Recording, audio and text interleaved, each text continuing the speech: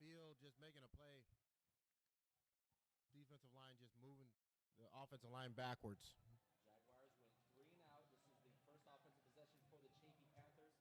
Jaguars coming to this one 6 and 3 overall. Chaffey 1 and 8, but they've lost some close contests. If they're gonna abuse that injury. Chancellor Chapa was in coverage. Yeah, but you also hear like cover 3 too, right? So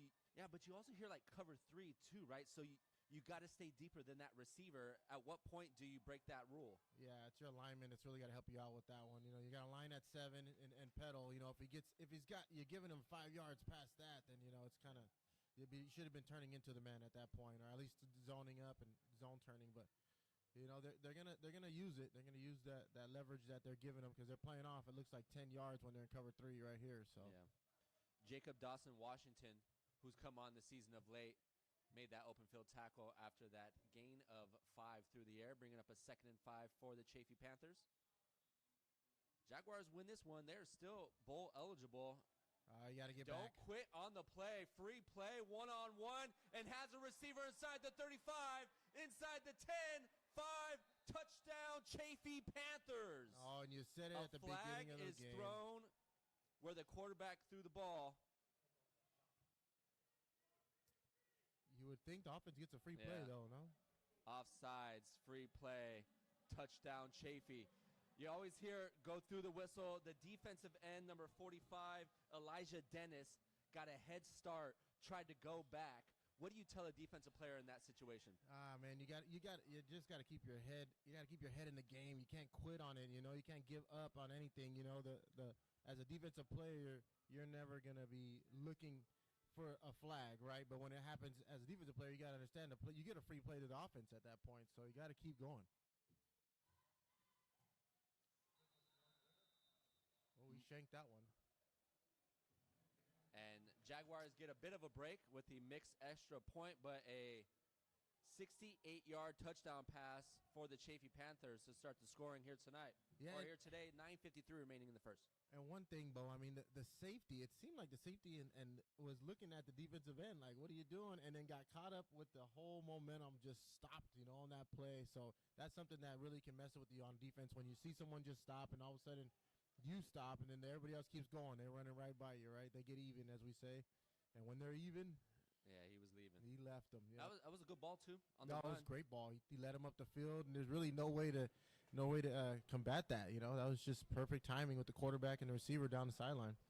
It was one of those situations where it was a little unlucky by the Jaguars, but given the offense a gift and then capitalizing with that. And what we always talked about the last couple games is the discipline, right? You got to be disciplined enough to actually keep your mind in the game and not allow the factors to, change the way you look at things, because when your eyes go into the backfield and you see a yellow flag, all of a sudden you're looking at the refs, and then the play's still going, Jaguars had a tough game last week against Saddleback, but played good disciplined football if you're just looking at the penalties. They only had one penalty all game. They matched that on the first defensive possession. Yeah, the first series with the Jaguars, I thought they were doing well. They had a good under route with Jefferson, but I think we'll see them run the ball a little bit more here. Up the gut, not try to bounce it so much. Brings it in at the 15, crosses the 30, near the 37. Nice 22-yard gain for number 2, Ashby Fan, sophomore running back. Yeah, we'll see if they keep him in this series. I know he started last series, but we'll see how it goes. Ashby Fan on the season, 68 carries for 446, averaging 6.5 yards per tote. Has a pair of rushing touchdowns as well and added one through the air. That week 1 game, he had, 4 receptions for 80 yards, and he hasn't done much through the air outside of that. Caleb Blocker is going to be in as a single back. Yeah, I would love to see him catch the ball, like you're saying, out the backfield a little bit more, but we'll see what they do with this other back in here, running straight forward. Blocker up the middle, keeps his feet moving, so tough to bring down. Blocker averages 7 yards per carry and picks up 10 for a first down run. Yeah, that's what we're talking about, Bo. Is if they had this in the first series, I think they would have had a longer drive, just getting downhill, not trying to bounce it, get outside, looking for the big play, just taking what the defense gives you and just using those tree trunks, right? It's hard to bring down when you're staying low to the ground like that.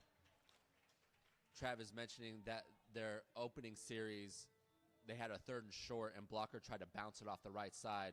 He's best as a downhill runner. Quick pitch, far side. And that's one of their top targets. Number 84, Clint Thomas Jr. leads the team now with 38 receptions to pick up 9 through the air. And to go back a little bit, Bo, it was Ashby fan I was in the first series who tried to bounce it. Oh, it yeah, was? Okay. Okay. I think that's why they went to blocker, though, because they realized, they need to get those hard yards. But, I mean, he runs hard, just sometimes you can't be trying to bounce when you need 1 or 2, right? Thank you for that clarification. I was working with our audio difficulties, but looks like we're good to go here. Beautiful day in Chula Vista, California. Devore Stadium, 2nd and 1. Silber rolls right, hits blocker out of the backfield, inside the 30, spins off a tackle, inside the 20, and Caleb Blocker, nice gain through the air. Man, seeing that guy in open field with the football, what are you thinking, Bo? Get down and take his legs out? Because it took 3 guys to figure out how to bring him down on that one. Is that a gain of 15? A gain of 26. I was a little off on my math. At another 11. They creep on you. Yeah, nice. And you mentioned, Silber still battling back through injury. We want to see him get the ball out of his hands quickly, and one of the ways to do that is get in the hands of your running back. Yeah. First read's always the best when it's wide open. Caleb Blocker behind Josiah Jefferson on the lead block. Not much running room there. Yeah, wasn't much blocking there either.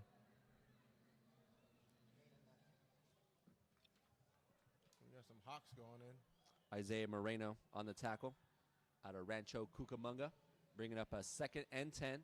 This is the 2nd series for the Jaguars.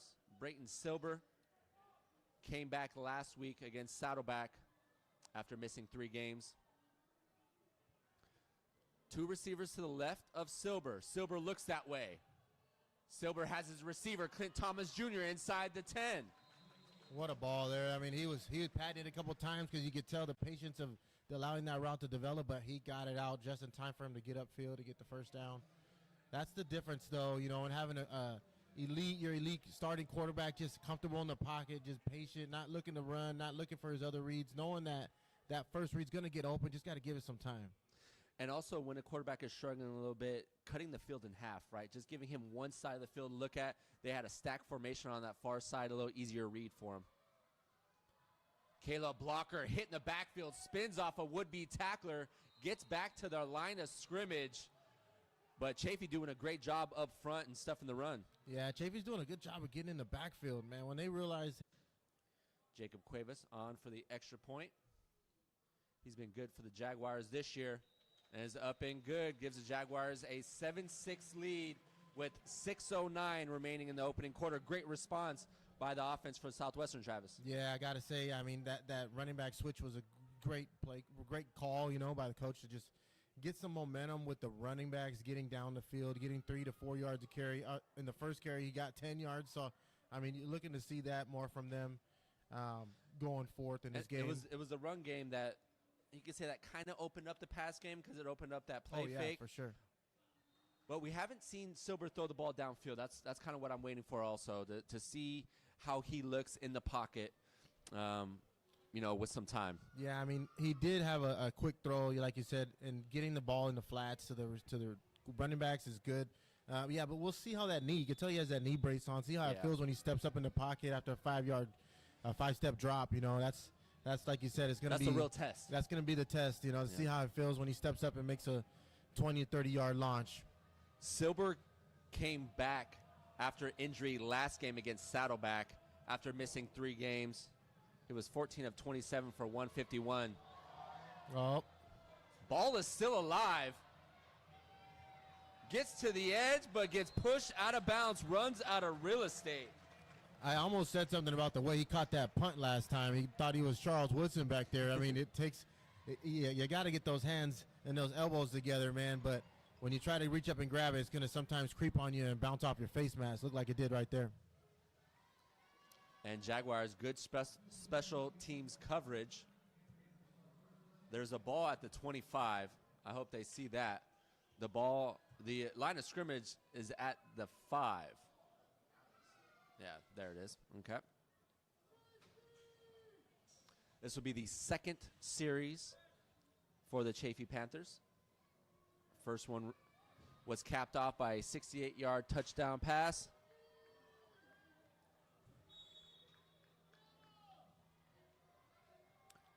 Evan Powell, his 8th passing touchdown on the season. Play fake, has his top target, Benson over the middle. Benson has La Chapa to beat. It's a foot race inside the 40. La Chapa catches up to him, stutter step, and La Chapa throws him out of bounds, but not before a huge gain of 62.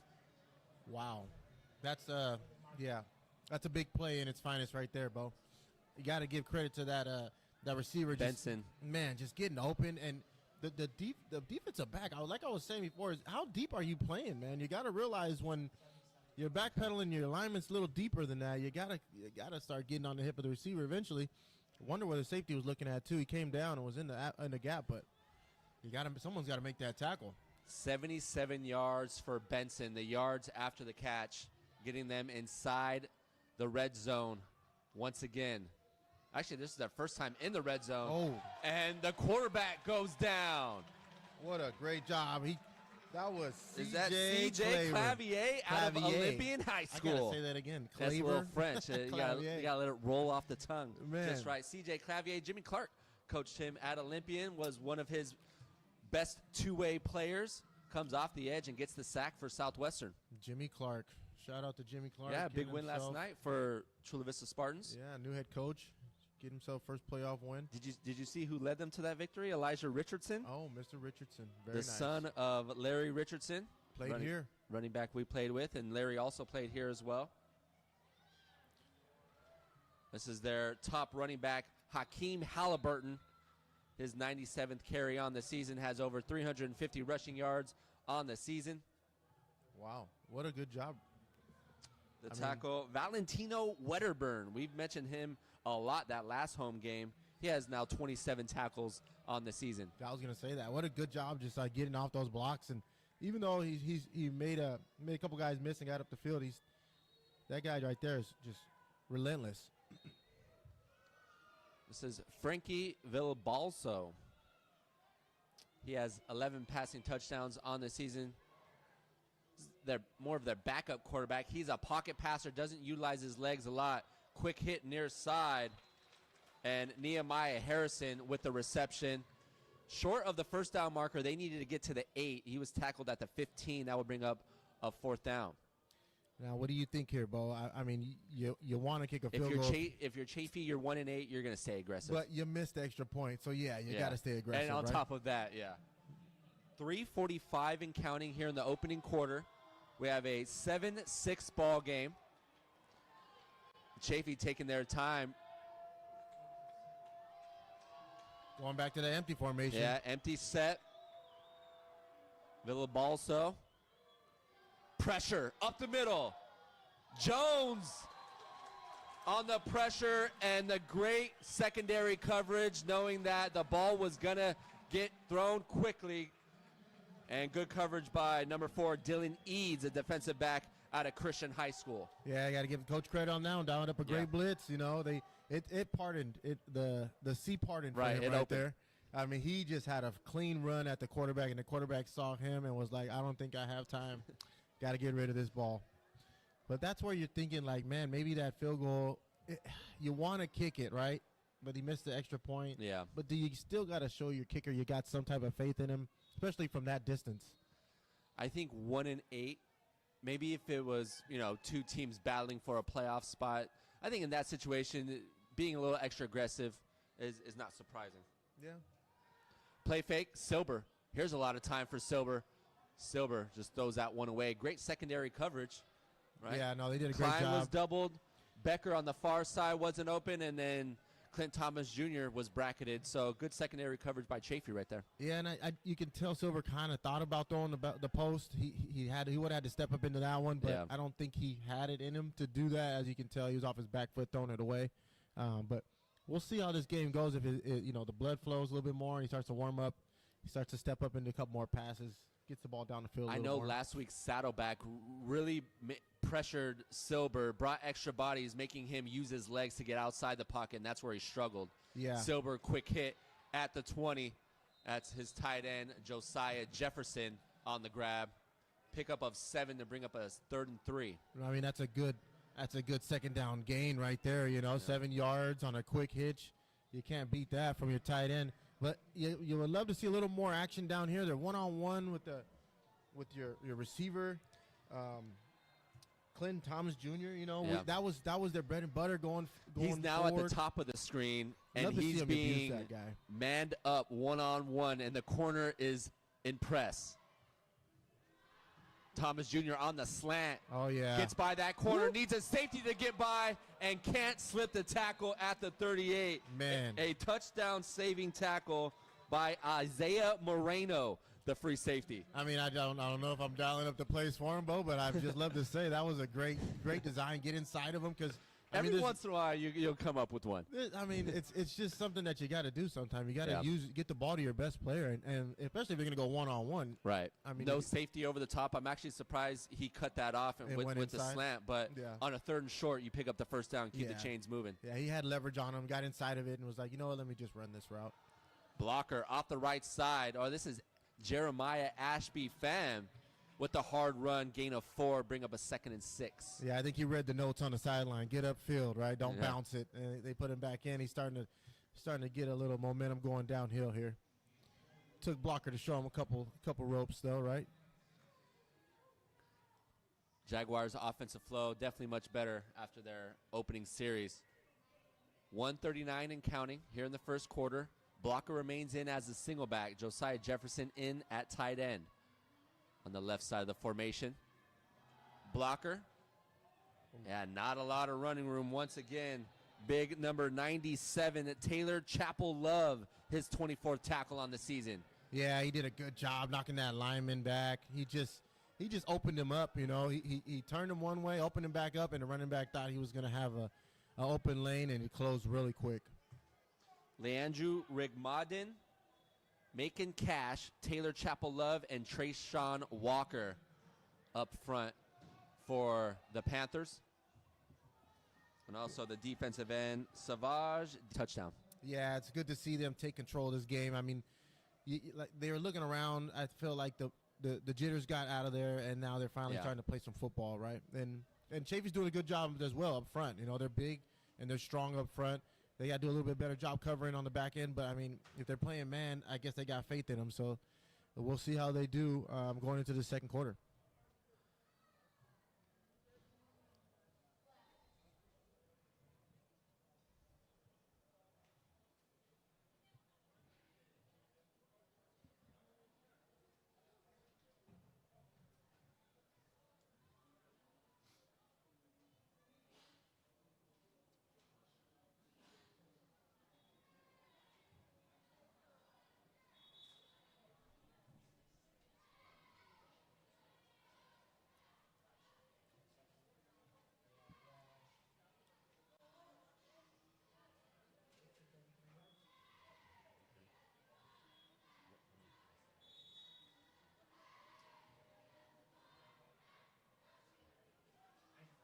Okay.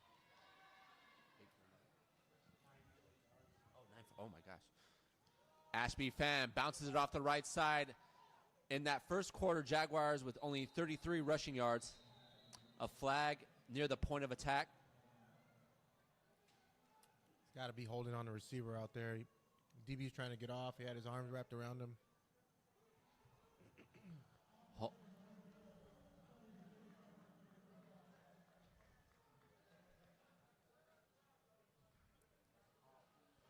Yeah, it was a holding.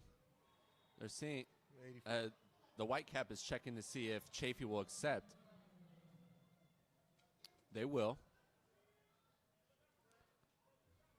So it will still remain first down. The gain of 4 will turn into a loss of 6. Well, a net loss of 10, but from the original line of scrimmage, it'll be a 1st and 16. Jeremiah Ashby Pham remains in as the single back. Play fake to him. Jefferson in the flats at the 30.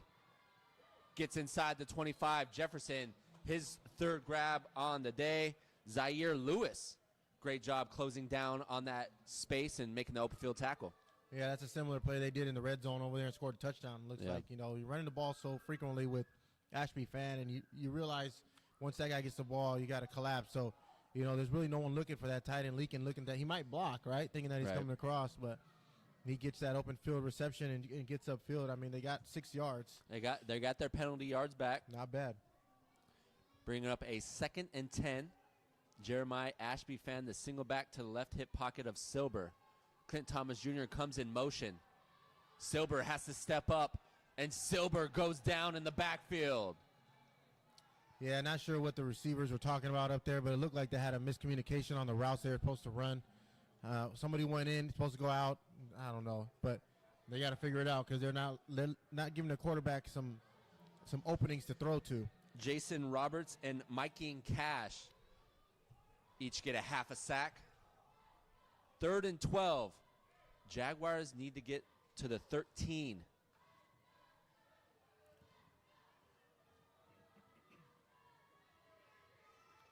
(13, 15 and counting here in the second quarter. 3 receivers to the far side of the field. This is going to be a sprint toss and a flag thrown in the secondary near the point of attack. Would have been a 25-yard touchdown run for Jeremiah Ashby Fan, but it looks like it's going to be called back for a hold. Yeah, I mean, that was a great audible. It looked like they adjusted it at the line, just shifted it over, realized they didn't have anybody. They're playing man. Corner wasn't there. So, I mean, why not? Run a little option route to the boundary, nobody there. But, yeah, the lineman on the 55, he's got to get his hands in. Man, Rodriguez. He was hurt. Well, didn't he get hurt? But he came back, so it's good to see him back playing. He's been their better offensive lineman. It's great to see the Madison product come here and play well. He was a great high school athlete and great competitor at Madison. And you can tell he's an athlete, Bo. He rolled his knee pads up. I don't even see him. Same formation, 3rd and longer. Ashby Fan in motion. They're going to fake to him. Oh, they were looking for a bubble screen. The receiver was being held at the 30. That was Josiah Jefferson was being held up. They wanted to get the ball to him. And great recognition by Chaffey right there. We've seen that play develop for big yards, but not this time. Yeah, I think they got lucky and fell into it, what we call that. When you're realizing that they're blocking a little bit longer than you expect, they're trying to release, and then all of a sudden you're like, hey. Just when you think you're behind on the play, you're like, wait a minute, the play's right here. How about that? They're a little tired, too, so they're not trying to get off the block on 3rd down. They're just like, let me just stay here and fell into play. All right. It looks like the offense is going to stay on the field. Love to see them get some 4th down reps. This would be a 47-yard field goal. Instead, they go for it on 4th and 12. Actually, 4th and 18. Silber gets rocked on the pass. They wanted a high hit on Silber. They didn't get it. And a turnover on downs. Ball go back to the Chaffey Panthers. Yeah, Bo. I mean, that's a tough call right there. I feel like Brown on the pressure. I feel like you're just taking a chance. You don't need to take.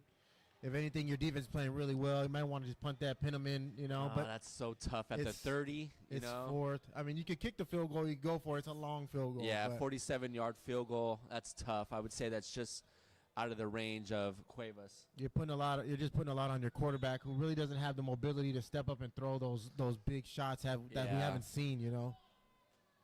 It's tough too, because I mean, if you do punt, it goes in the end zone. It's a net yard of 10. And if you do punch them inside the 5 or 10, Chaffey's shown they could score. Their only drive that they did score on, they went 95 yards for the touchdown on that drive. And this is now their starting quarterback back in the game, Evan Powell. Wow. And he just got hit pretty hard by Frankie Almeida. Frankie Almeida out of Chula Vista. Oh, my gosh. Did a great job reading that.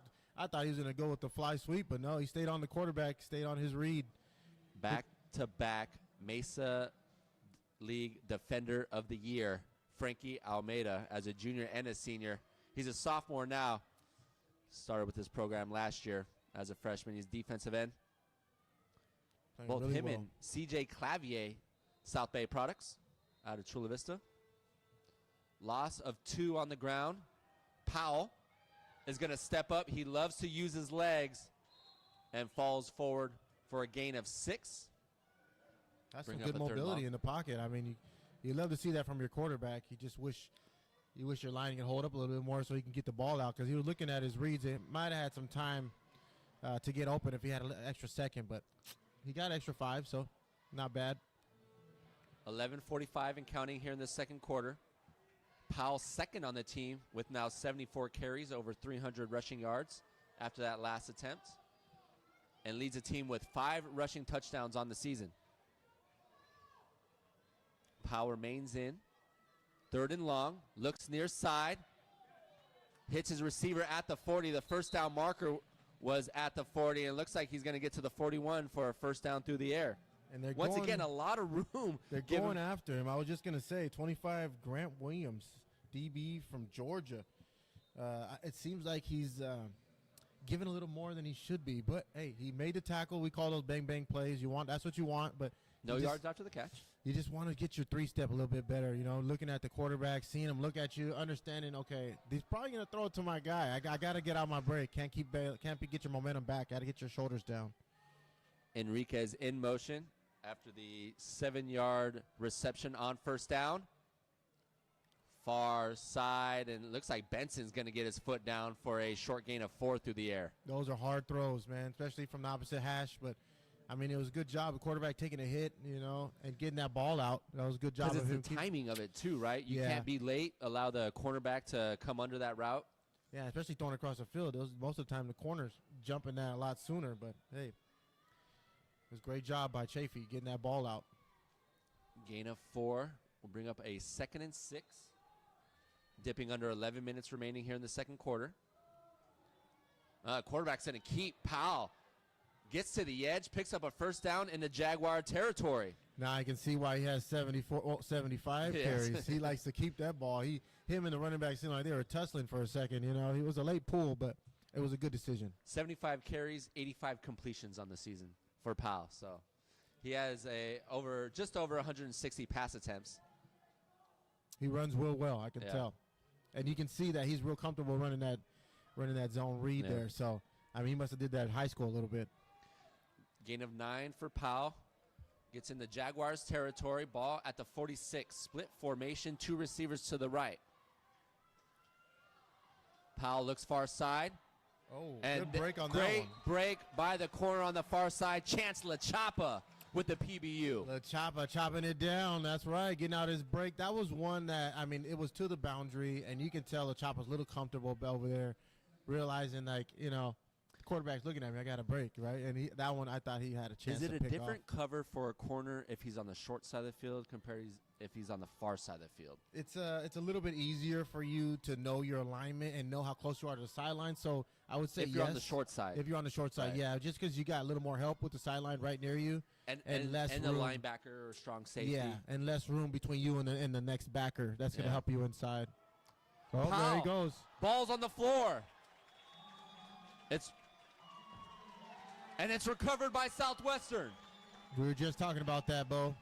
They were testing a little bit too long on that other one, and I think this time he tried to keep it, and the quarterback was in between. And, sometimes being over-aggressive as a quarterback, trying to pull it a little later will cause that to happen because the running back wants the ball too now. He is a running back, so, they do expect to get the handoff. But sometimes you got to give them the ball and let them run and not be giving and taking so much with that. Frankie Almeida with the fumble recovery. 10:03 remaining in the second quarter, giving the Jaguars their best starting field position here today. Yeah, hustle will get you in the right place at the right time. 3 receivers to the left of Silber. Silber will hand it off to Blocker off the right side. Has a lane. Tackle inside the 45 for a nice gain of 8 on the ground. Wow. I mean, what can you ask more from Blocker? 8 yards on first down. Come on now. Isaiah Moreno, once again, coming from the free safety level. Has 15 tackles on the season. Gain of 8, bringing up a 2nd and 2. And I love when Jaguars keep both of their running backs on the field. Ashby Fan is now in the slot. Blocker, the single back. Because you can use him in a variety of ways. Yeah, you just have to account for him, and then that forces the linebacker to bump out. That makes it much more difficult for the defense as well. Blocker gets the handoff inside the 40. Spins at the 37. And picks up a gain of 6 on the ground. First down, Jaguars keep the chains moving. 9:15 and counting here in the second quarter. You mentioned it, Jaguars just they feel more settled in right now. Yeah, they're just playing with a chip on their shoulder now. Whereas before, I felt like they were questioning a lot of things they were doing. They weren't sure if they wanted to hand it off, they wanted to throw it play action, want to do the zone read here, but it seems like they got the dialed in. Play fake. Ashby fan tried to set the block on the edge, but great job by the secondary. Elijah Gordon and William Harper, both defensive backs, combined on the tackle for a loss of 1. Yeah, and just as I say that, the DBs got them dialed in too, right? Yeah. They realize, okay, that guy coming across might get the ball, and we got to make a tackle, right? And they're getting off blocks. They're making the running back block in space. That's not easy for them to do. They're not used to that. Wiley Carver, the tight end, with the reception. And we've seen that play already, right? A couple times. Silber, play fake. Silber, flush left. Silber gets knocked to the floor, but has A.J. Perry at the 20. And we have another flag late in the back. Late in the secondary. In the back of the secondary. Yeah, I don't know if it's hands push from off. the DB, push off from the receiver. It's hard to tell. Yeah, because our eyes were on Silber. Silver did a good job, though. Yeah, he did. He had 3 guys in his face. He backed up and delivered a completion. That's hard to do. But he's seeming to do real well on his back foot. If you haven't noticed, he's throwing really well while he's backing up. Well, that's a good sign for the Jaguars. Yeah, and then moving forward. We have yet to see a call on the field. Looks like they're going to set the line of scrimmage at the 21. Yeah. Holding on the defensive back. They're going to decline that penalty. So a nice gain through the air for the Jaguars, picking up a first down at the 21. A.J. Perry, the receiver at the bottom of your screen. Gain of 17 through the air for the first down. Nick Klein at the top of your screen in the slot. Jeremiah Ashby fan. Josiah Jefferson back in at tight end. Play fake to him. Jefferson in the flats. Fake to him. Jeremiah Ashby fan. Great coverage by that free safety. Didn't bite on the fake to the flats. That was William Harper on coverage. Yeah, you'd love to see the quarterback right there, just a split second late, right? If he would threw a little sooner in that gap, he probably would have hit him on the line. But because he was a little later and not being able to step up into that pocket and make a clean throw, I felt like he floated it over, didn't follow through. And that gave the safety a chance to actually get over there and cover him because he was open. That's a tough pass, too, to Ashby fan, who stands like 5'6". Yeah, you got to throw it on the line right to him, It's a back shoulder pass, too. It's just a tough pass to make. It is. 2nd and 10. Pressure off the edge. And the pressure off the edge sped up Silber. He had A.J. Perry down the sideline. 7:47. That's kind of a similar situation where he feels the pressure but also stays with his momentum on his back foot, not getting on top of the ball, allowing it to kind of sail on him. You got to follow through, right? And it seems like that's what we were wondering, right? Is he going to be able to step up in the pocket and deliver a good ball? But he's still done looks it well. like he's laboring a little bit. He's done it well, yeah, but he's still babying that knee, trying to step up into the throws. 3rd and 10 for the Jags. Blocker out of the backfield. And Silber. See, is that footwork? Is it rushing? Or is it just, that's not the easiest pass as well, running back coming out of the backfield. Yeah, it's also just, wanting to do so much, wanting him to score before he gets the ball. Yeah. Right? You see wanting him to make that perfect pass to lead him upfield. Trying to throw him up the field. Just get him the ball and let him do his thing. But also, like you said, his feet have to be in line to make that throw, right? And if he's babying the back step and the front step doesn't get down all the way, then he's using all arm. And those sometimes can be short-armed or, Cuevas on for a 38-yard field goal. Jaguars didn't go for the 47. Cuevas up and good. Jaguars with a 10-6 lead, and looked like it had at least 10 more yards, Travis. I would have gave him that attempt the last series, but I'm glad they did that one. Well, no, I mean just in general. They're driving on the field, and the kicker's been their go-to, especially to win their first game, right? About the same distance. I would have gave them a chance on the first one, but I'm glad they did. I'm glad they're giving him a chance to redeem himself and kick some field goals from a little bit more depth than normal. And Cuevas extends the lead 10-6. That missed extra point is, Coming back, huh? it's now Chaffey needs to score more than a field goal. Yeah, it's going to haunt them a little bit, but that's what happens sometimes. You just got to make it up, maybe go for 2 here and there. Yeah, and well, I was going to say also it forces them to possibly go for a 2-point conversion. Yeah. And that just completely changes the dynamic of a football game. Oh, yeah. How many 2-point conversion plays do you have in your Yeah, playbook? right. Well, if I don't have a kicker to kick extra point, I have more than the usual. This is Harrison on the return, crosses the 25 to the 27. Gain of 22 for Harrison.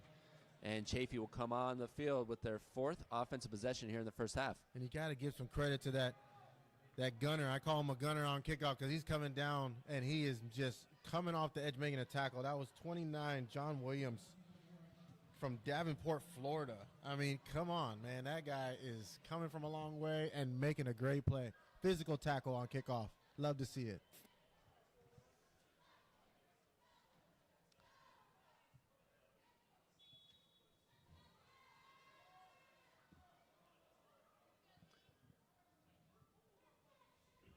Three receivers to the right.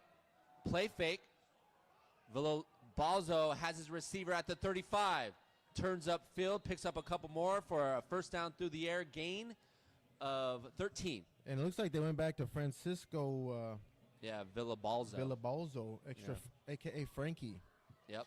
He's doing a good job pulling that one. You can tell he has a little more comfort. He's a little more comfortable in the pocket throwing the ball. Not really looking to run so much. But they're going empty again, so we'll see if they stay in this formation. Yeah, Frankie, we know the term pocket passer. He's definitely more of that as Evan Powell, the other quarterback, more of a dual threat guy. White in motion. Frankie flush right.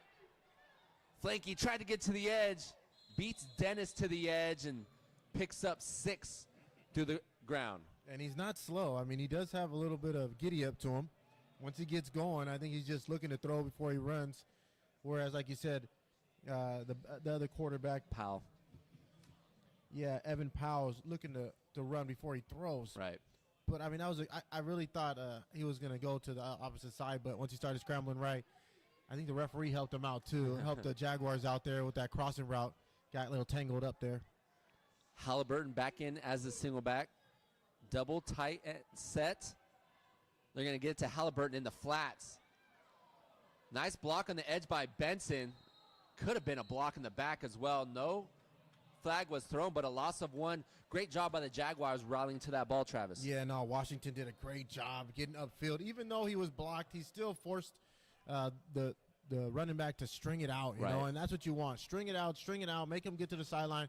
Then everybody rallies and pushes him out of bounds. I mean, you got the sideline forcing him out, forcing him back in. You really got nothing else to do but just get upfield on that one. Got to give credit to him. 6 minutes remaining here in the first half. Jaguars 10, Chaffey 6. Here on the Cali Photo Sports Network, Bo Furtick, Travis Crawford, Andrew Sanchez providing the stats. We have water polo going on across the way. Another pass to the far side of the field and another first down through the air for Chaffey. Yeah, that's Brennan White right there. Rancho Cucamonga doing a good job getting out of his break and catching that low pass. Man, those are hard. Those are tough. When you're momentum and you have to turn all the way around. Open the hips, but catch the ball and keep your feet in bounds. That's a unique technique for that receiver. White, his 17th reception on the season, good for 4th on the team. Now has over 270 receiving yards on the season. Oh, great pressure off the edge. Number 44 with the TFL, CJ Clavier. Clavier in the backfield making plays. I mean, you can't ask for much more from that guy, man. He's all over the place. Him and Frankie Almeida just forcing him in between the tackles is just hard for a team to get going. You got guys like that. Dax Momstein next to him, defensive tackle. 2 sacks, 7 TFLs on the season for Momstein. Pressure off the edge, can't bring him down.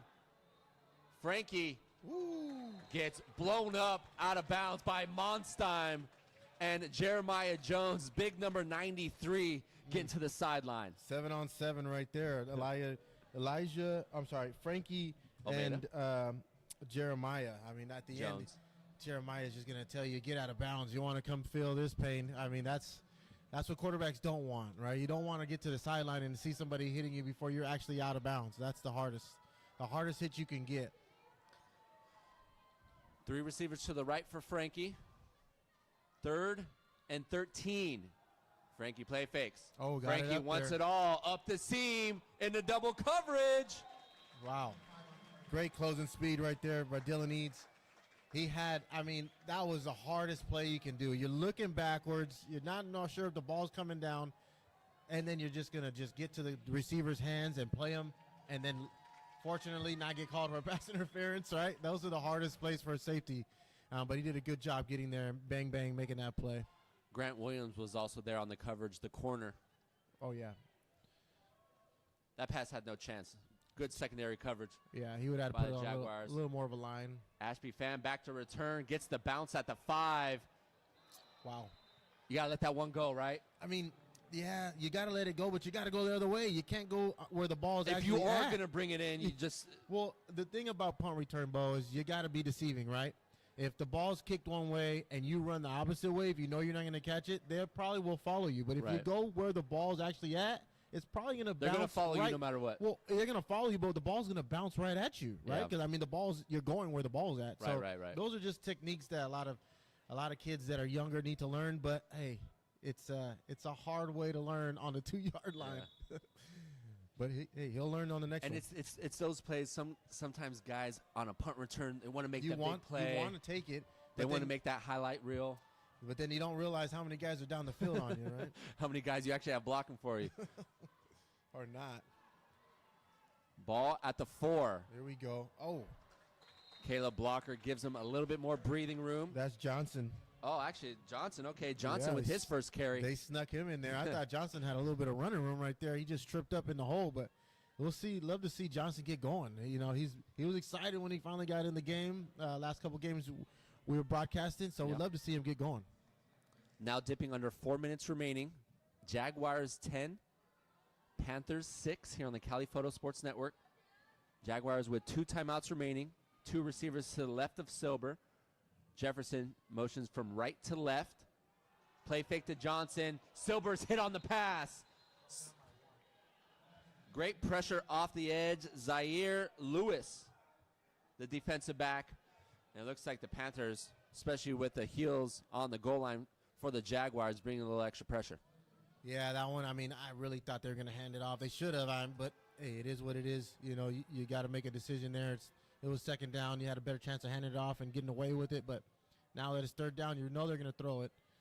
But, yeah, they got in their face. I really thought the Chaffey thought they were going to hand it off, too. That's why they brought all that pressure to get to him. Johnson will remain in as a single back. 3rd and long. 2 receivers to the left, 2 to the right. Silber has time. Silber wants to go to Jefferson, who's double covered. Great coverage, man. They doubled him really well. Corner stayed on the outside. Safety stayed on the inside. And you could tell they were fighting a little bit, but not enough to get a flag. And that was just a great job by Chaffey right there, getting him off the field with 3 minutes left in this half. Jacob Erickson and Jalen Carter on the coverage. 3:19 remaining here in the second quarter. Nehemiah Harrison, the wide receiver, out of Rancho Cucamonga, back to return the kick. A little deep.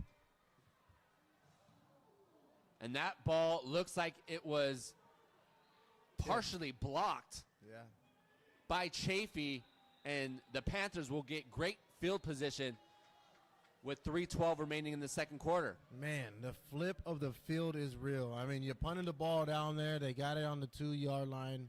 They punted the ball down there, and now they're on their own. Oh, my gosh, they're going in. Chaffey got a good momentum shift right there with 3 minutes going into this half, but you got to see the Jaguars stay strong here and hold that lead going into halftime. Jaguars received the kick in the first half, so the Panthers will get the ball to start the second half. Back in is Evan Powell. They've been going between him and Frankie. New running back in the game as well, Simon Swick Looks like it's going to be a pass switch trap. it up. Oh, to their other quarterback, to Evan Powell, and it goes right through the wickets. Powell had nothing but green in front of him. Wow, and they had both quarterbacks in. If you realize who got that ball and threw it, it was the other one. It was the other quarterback, Frankie. And I really got to give Coach some credit right there. Yeah. You know, he did that real quick. He got everybody lined up, motioned them, and just ran the perfect play. Trick plays are great when they work, right? And that one worked, but execution wasn't there. It, man. Head coach Ben Buys, first-year head coach. We say, the reason you're playing corner is because you can't catch the ball. The reason you're playing quarterback, you can probably throw the ball pretty well. But Evan Powell hands it off to Halliburton. Halliburton makes some nice moves, picks up 3, bring up a 3rd and 7. I mean, you would think Evan Powell could come up with that at least 9 times out of 10. You know, that's unfortunate for him. You could tell he was smelling the end zone before he even. Well, that's the other issue, right? That we're not touching on is sometimes when you have that much space in front of you, you get your head up and you start thinking about a touchdown before you actually got the ball. Yeah, we say the easiest catches are usually the hardest. Yeah. Chaffey needs to get the ball to the 23. Under 2:30 remaining here in the second quarter.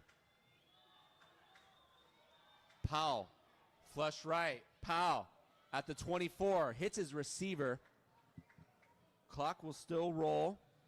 Nathan Enriquez, his 31st reception on the season for second best on the team. Leads the team with close to 500 receiving yards on the season. Needed 7, picked up 5.5. Going to bring up a 4th and short. 2-minute warning? Still getting used to that 2-minute warning. Yeah, you now realize how long this is going. 3 minutes. It was like 3:22. Yeah. And it's been, 4 plays, and they're only down to only took a minute, 22 seconds. Wow. So it'll be a 4th and short. We've seen Chaffey in a similar situation stay aggressive. Do they run it or pass it is the question, though. I mean, they have their timeouts, right? I mean, how many have they used? 1? No, I don't think any. I didn't see who called this timeout. It was 2 minutes. Did you see who? Actually, it was a 2-minute. Yeah, that's right. So I want to say they have a full complement of timeouts. They should. I mean, I would run the ball. It's 4th and it's 4th down. So you're saying if you have a full complement of timeouts, that would change? I wouldn't think the timeouts would have. Well, I mean, you're going to use them, you know. Right. So it's just like when you use them now or do you use them? You only got 2 minutes to use them. You might as well. But I mean, it's also the 4th down situation. 4th and 1. Your quarterback's really good at doing the pull-in, the zone read. Would you want to throw it in the flats, or would you want to just have him run? You know, and Evan Powell looks like he's going to stay on the dual threat quarterback. But you got those defensive ends also clashing down on you. So it's like, do I hand it off and get stuffed up the middle, or do I let the quarterback make a decision here? You put the ball in your best player's hands, right, at this point. Powell has found some room on the ground. Halliburton, not so much. Powell's going to go through the air. Powell inside the 20 hits his receiver. Wow. And a big 4th down conversion. 4th down conversion. Late flag is thrown by the Whitecap. And he can't do that. I mean, that's after the 1st down was picked up. Yeah, but that was after the play. So, I mean, you would hate to see it on the Jaguars pushing them all the way into the goal line. But you never know because they were the old lineman helmet came off. Let's see what the call is. Yep. Adding insult to injury. I mean, you give him the 1st down, that's enough. And then you give him 15 more. I mean, come on now. And the ball was already out of his – I mean, he was getting up off the ground. They're already going to move the chains, and they're throwing the flag. So that's the disciplinary factor at the end of the half. You really don't want to give them more than they already got. 1:51 remaining in the first half. I think to chew off some clock, it's going to be it would be safe to assume this is going to be a run. 2 receivers to the left, 2 to the right. And that does give him the extra timeout, right, with the penalty. Yeah. Swick, the single back. He's in motion. This is going to be a QB draw. No doubt about it. Oh, no. Powell's going to throw. Jaguars bring 4 to the end zone. And that play is broken up by Eads. Yeah, Dylan Eads at a Christian high school. Hey, Bo, you dial it up. I mean, if I was Chaffey, if you were Chaffey, I'm pretty sure you would have ran a quarterback draw, right? They ran empty and they're accounted for. Everybody was covered. I mean, you would think he would at least take off on first down and at least try to get a couple yards, but he tried to fire it in there, and he was like, no, not today. Luckily, that wasn't picked off.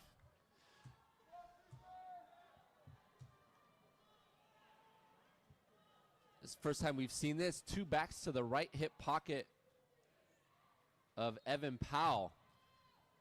To the right. Powell. Pressure off the edge. He got the edge. Powell is going to throw this one away. Oh, almost didn't throw it deep enough. Wow. Chancellor Chapa made a play on that. If he would have drug his heels, he might have had a chance. 1:37 remaining. And Chaffey hasn't killed any clock. You got to question it. I don't want to say question the play call in here, but you got to think twice like, man, what are they running? What is going through their mind right here? And why are they not handing the ball off or running the zone read? You know, I mean, I get it. You got to throw the ball to get down the field. And you threw it on 4th down, but your bread and butter was handing it off, right? And a lot of this is because you're going to give the Jaguars the ball back with some time. There's one of them. And Chaffey calls a timeout. Because even on that first down with 1:45 remaining, not yet, little chap. That's Travis Jr., Travis Sr. with me. Doing double duties.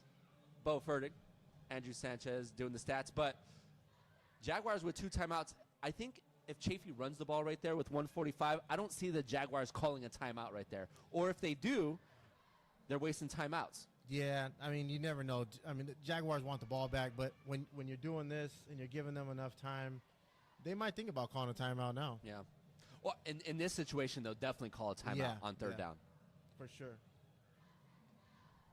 Jaguars up 10-6 here on the Cali Photo Sports Network. 1:37 remaining in the first half. And that's also, like, when you're throwing the ball, that's another reason why I'm wondering about the play calling. When you're throwing the ball so many times, you really kind of shoot yourself in the foot if you throw any completion, right? Yeah. Use your timeouts, run the ball. But, hey, some people have a play call in their mind, and they will stick with it. 3rd and goal from the 8, Halliburton. Their best back is to the right hip pocket of Powell. 2 receivers to the right. Benson in motion. Powell looks right. Powell to the end zone. Oh. Great adjustment in the air by Benson. He brings it in for a Chaffey touchdown. Yeah, and you got to give them some credit on that one. I mean, as much as we talk about them throwing the ball, that play design was really well. Had the motion over the bunch with both guys going out and one guy running the angle route underneath. I mean, that's just clutch play calling and a great catch. He threw it right behind him, and he caught it in the end zone, took a shot. Benson now 6 receiving touchdowns on the season, tied with Nehemiah Harrison for 6 receiving touchdowns on the season. And then kicking the field goal, Bo. They're going to come on for the extra point. Movement up front. Might make them second-guess this decision here. They got 2 points. They're up by 2.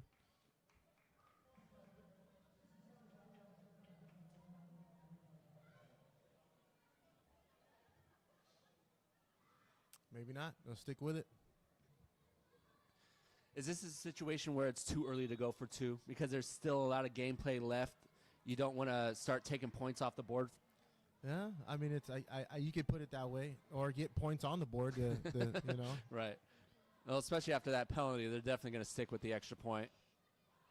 The hold is good, and the extra point sneaks through the uprights. That was defensive lineman, big number 98, Mustafa, the kicker punter out of Corona Centennial. You talk about high school programs. Oh, yeah. Corona Centennial has been topped in the States. I think they were best team last year in California. It's always them in Mater Dei, the Trinity League. They're Bosco, always a really good program. Centennial had a couple players that I played with at San Diego State. Ray Bass. Okay. He was in the secondary with you, right? Oh, yeah. He was really good. We also had, I can't think of his name right now. Is the mentality different? Is the coaching different when playing with those players from the IE and Riverside Desert area? Oh, of course. They bring a different tenacity to the game. They're so used to being in the weight room 24/7. They're always just aggressive in all aspects of the game. Just like you said, different mentality, and always just really looking to be perfect in everything they do. The toe kick to the 10. Ashby fan brings it in, reverses Fields, has a lane at the 30, bounces off a tackle, gets to the 36 for a 26-27-yard gain. Flag is thrown on the far side of the field. One other person, Brett Martin, that was his name. Him and Ray Bass, those two, man, they were really, really good football players that did really well at Centennial and came to state and just showed us a whole new way of playing the game.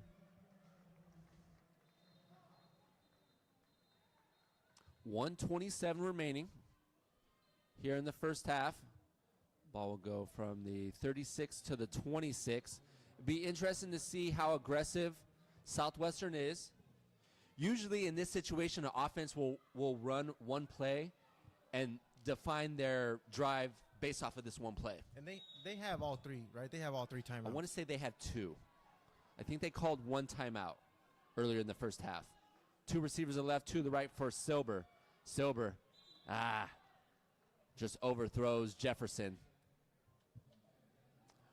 I know there was pressure coming off the edge, so Silber had to throw it over the defensive end. I think just the timing of that route, too, he was a little behind it. Wasn't sure if he was trying to look down the field first. That was Lorenzo Munoz, the defensive end, out of Etowanda High School, another big high school in the Riverside IE area. Double formation once again. Johnson, the single back. Silber steps up in the pocket. Silber's going to run for the first time here today. Pick up a nice gain, slides at the 34. Bring up a 3rd and 2. I mean, that was a good run. You got to see that his leg's still mobile a little bit. He can move it. Just would love to see him step up in the pocket and deliver a good ball here. Get them down the field, use one of their timeouts, and try to get in field goal range. Silber, 3 receivers to his left. Jefferson, nobody manned up on him. They're going to hand it off to make sure they get this first down. They do. A flag is thrown late as well near the point of attack. That will stop the clock for the Jaguars. Helps them out.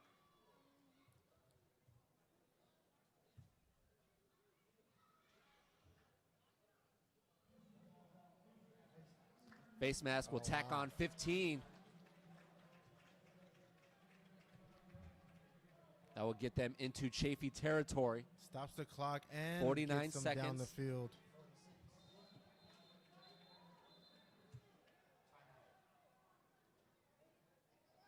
Oh, well. And then we call a timeout. Gosh, I would love to see them keep that timeout right there, given all that time to come up with a call. 1st and 10. I think they're trying to set up a good play here. Yeah. They got a little bit more room to work with here. Yeah. So I feel like they're not really worried about the time. They got about 49 seconds, but maybe getting a ball out of bounds here on a quick out or something. The corner to the far side of the field, I feel like is playing off similar to how the Jaguars were 10 yards off. So they might be looking to abuse that. Probably saw something there and want to just kind of draw up a play for that. In this situation, are you calling 2 plays in the huddle with 49 seconds remaining? I mean, you kind of do when you're 2-minute drill. You have 2 plays. You got to have an adjustment, right, to what you see. But I feel like that's why they call timeout. They don't really want to go with 2. They'd rather just stick with 1 and give them one legit, call. Because, Jaguars are one big play and 1 or 2 first downs from being in a field goal range again for Jacob Cuevas. Yeah, and I think that's what they're kind of striving for. You can tell, calling that timeout, just trying to get them in field goal range. 3 receivers to the far side of the field of Silber. Becker in motion. He wants to go that way. Becker at the 40 gets out of bounds and picks up 11 for a first down through the air. Yeah, and I like that play call there. Motion him over to the boundary, right? Run the guy off. You could tell he was in cover 3 already, so that linebacker was going to have to get out there. But, I mean, when you got a receiver running out there, you got to bump out. But apparently he didn't realize that. Becker's 25th reception on the season. Over 350 receiving yards as well. Good job getting out of bounds. Third best on the team. Got out of bounds. 40. They said he didn't get the first down. Oh. It looked like he got on the other side. Pressure off the edge. Silver goes down and loses the ball. Savage DeJournay Simmons with the sack forced fumble. Say that again, Bo. Yeah, I'll say who recovered it, though. 97, Taylor Chapel-Love. Oh, man. That was one that you hate to see. I don't know if you've ever seen Any Given Sunday. Yes. But in the beginning of the game, that is a similar picture right there. That's how they lost their quarterback, right? Oh, man. He came off that block and was just running the free with run. the beat on that quarterback, and the quarterback didn't even see him. The fact that Silver got up and came off under his own power. That's amazing. Is a win in itself. I mean, I hate to say that, but, I mean, they look like the Sharks down there right now, right? Any Given Sunday? Oh, the black on white? Yeah, that's black true. Black on white. I didn't realize That's true. Be interested to see how aggressive Chaffey comes out. Double formation. One timeout, right? They have one timeout. Evan Powell, their dual threat quarterback. Ball at their own 45. Jaguars bring 4. Powell overthrows Benson, but Powell hit the ground after the pass as well. Pressure off the edge by C.J. Clavier. Mentioned his name a few times today. Yeah, I think that was a lineman on the ground, Bo. Powell State standing. I think he just threw that a little sooner than he expected to. Yeah. Because of the pressure. Because of the pressure. Okay. Yeah, he had stepped up and make that throw, but the receiver wasn't even out of his route yet. I mean, the receiver was still looking, and that's why I think why he sailed it. Also, didn't have time to follow through. 3 receivers to the right of Powell. Jaguars bring 4 again. Pressure off the edge. Powell has to step up. He's going to tuck and run. Oh, he's got the edge. Gets into opponent territory and runs out of bounds at the 41, chased out by Washington with 28 seconds remaining here in the first half. Yeah, he's stepping up, running, using his legs. Getting out of bounds is what you really want out of that. I mean, that was a great job for him to get the yards he needed to get and not try to push it. Some quarterbacks, they see an edge right there, try to make a guy miss and keep going, and then lose more time. He got out of bounds. Got 28 seconds. 13 yards on the scramble. Halliburton, the single back, 3 receivers to the left of Powell. Nathan Enriquez at the bottom of your screen, the single side receiver guarded by Grant Williams. Pressure from the second level. Powell's going to step up, tuck and run again, dives forward inside the 40, and Chaffey's going to have to call a timeout.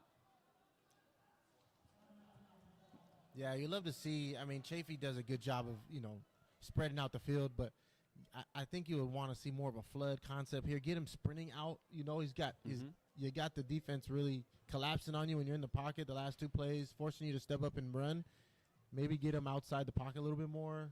So get some a routes. right-handed quarterback, the near side of the field is to his right side. Yeah. Do you run a flood concept to the short side of the field? It's almost you need some space to run that concept, right? I mean, you do. I just feel like, you can also design a couple crossing Well, like routes.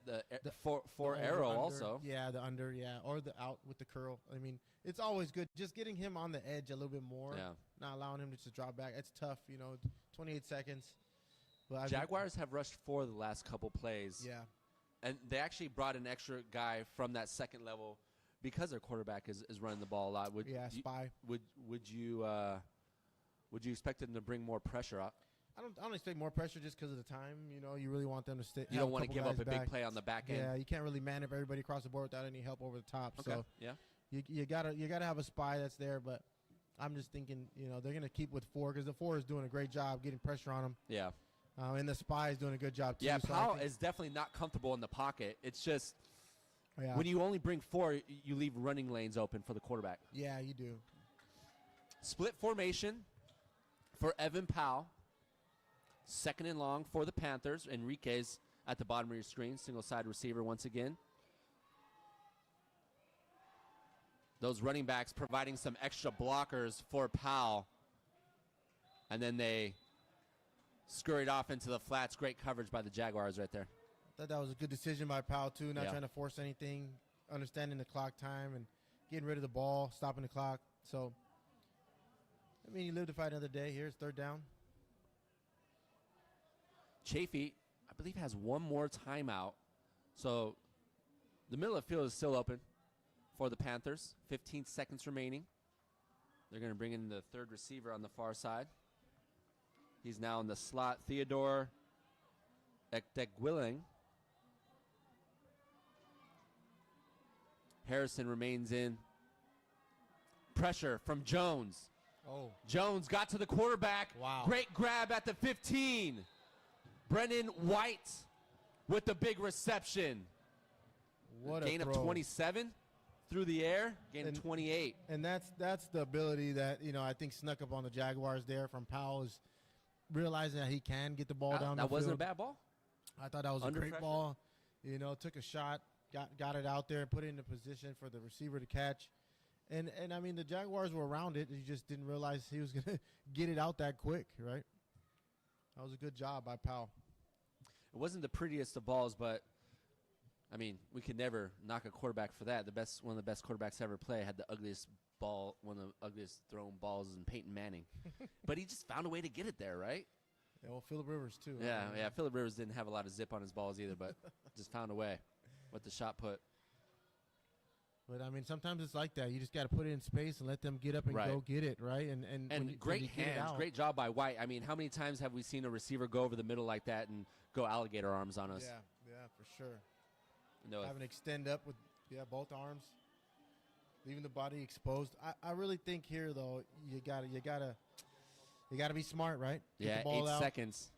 And this is a situation where Powell can't do too much with his legs because Yeah. there's only 8 seconds remaining. Empty set. Ball at the 14. No timeouts remaining for Chaffey. 3 receivers to the left, to the right. Jaguars bring 4 to the end zone. And throws it outside the end zone. That was almost like a play where we're just going to waste some time to give us one play to get into the half. They're going to bring on the field goal unit. Yeah, I mean, I really think they thought they were going to get an open corner route, man on man with the safety. They gave it a shot.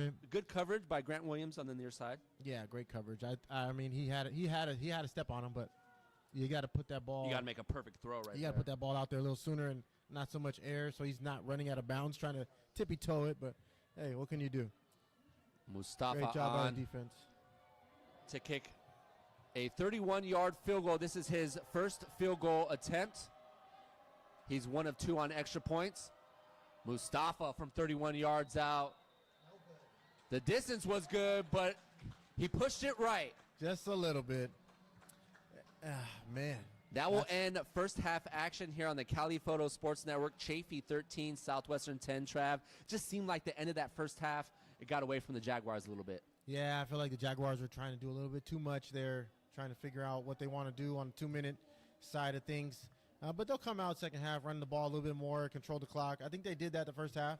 They let Chaffey kind of come back in with a couple punts.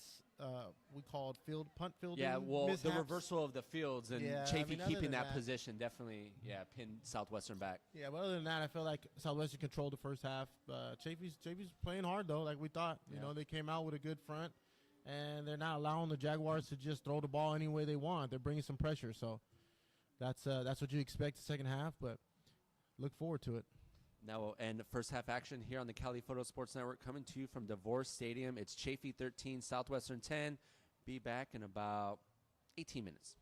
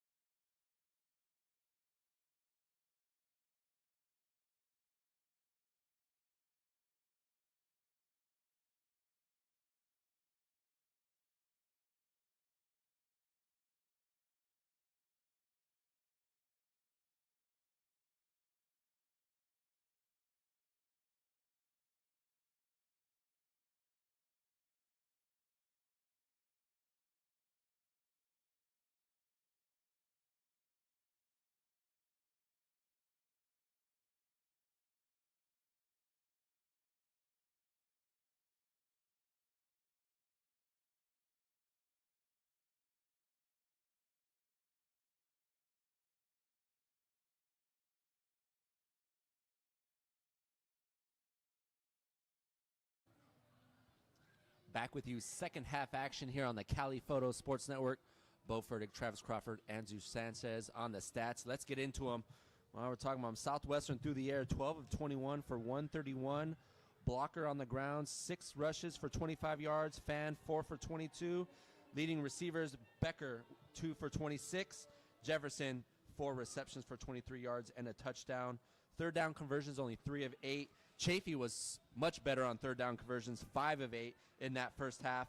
Passing-wise, 245 yards through the air, pair of touchdowns. Evan Powell, the quarterback, leads the run game with 6 carries for 27 yards. And their top targets, Benson, 4 for 102 and a touchdown. Wow. And Enriquez, 3 for 81 and a score through the air. Wow. I mean, you can't really – the stats speak for themselves, right? I think Yeah. most of that first downs, though, I think came at the end of the second quarter. Or do you think the last 3 minutes? Well, Enriquez, has that 68-yard touchdown on the broken play. Yeah. And then Benson had that slant from the 5, almost took it to the house. So it was really those 2 big plays for those receivers. Other than that, they've been held pretty quiet as Cuevas knocks that one through the end zone. Chaffey 13, Southwestern 10 as we start the second half here at Devore Stadium. I mean, you would love to see the Jaguars, when they get the ball back, run the ball a little bit more. I think they got away from that, thinking they can, throw the ball up and down the field. But the run game was stepping it up for them. I mean, after the first series, I felt like they were controlling the clock and then kind of got away from it and then realized, hey, the clock's down. We're at the end of the first half already. Yeah, I think they were stuck in that no man's land as far as time goes, whether they were going to stay extra aggressive or more conservative. And then Silber at the end of that first half took a big lick. Yeah. It'll be interesting to see if he comes back into the second half. Yeah, and hopefully he's okay. I mean, he got up under his own power, which is nice. I mean, if he's unable to throw the ball as comfortably as normally what you would think, maybe the backup's not a bad idea here. Yeah. This is Evan Powell. He's going to quick hit far side, blocker up front. Jeremiah Jones, one of the best sideline-to-sideline linebacker to the point of attack. I mean, he's coming out fighting. The first play on defense, he's knocking that guy back into the receiver. That guy had no chance. Just being aggressive, being physical, just showing why he's out there starting every play.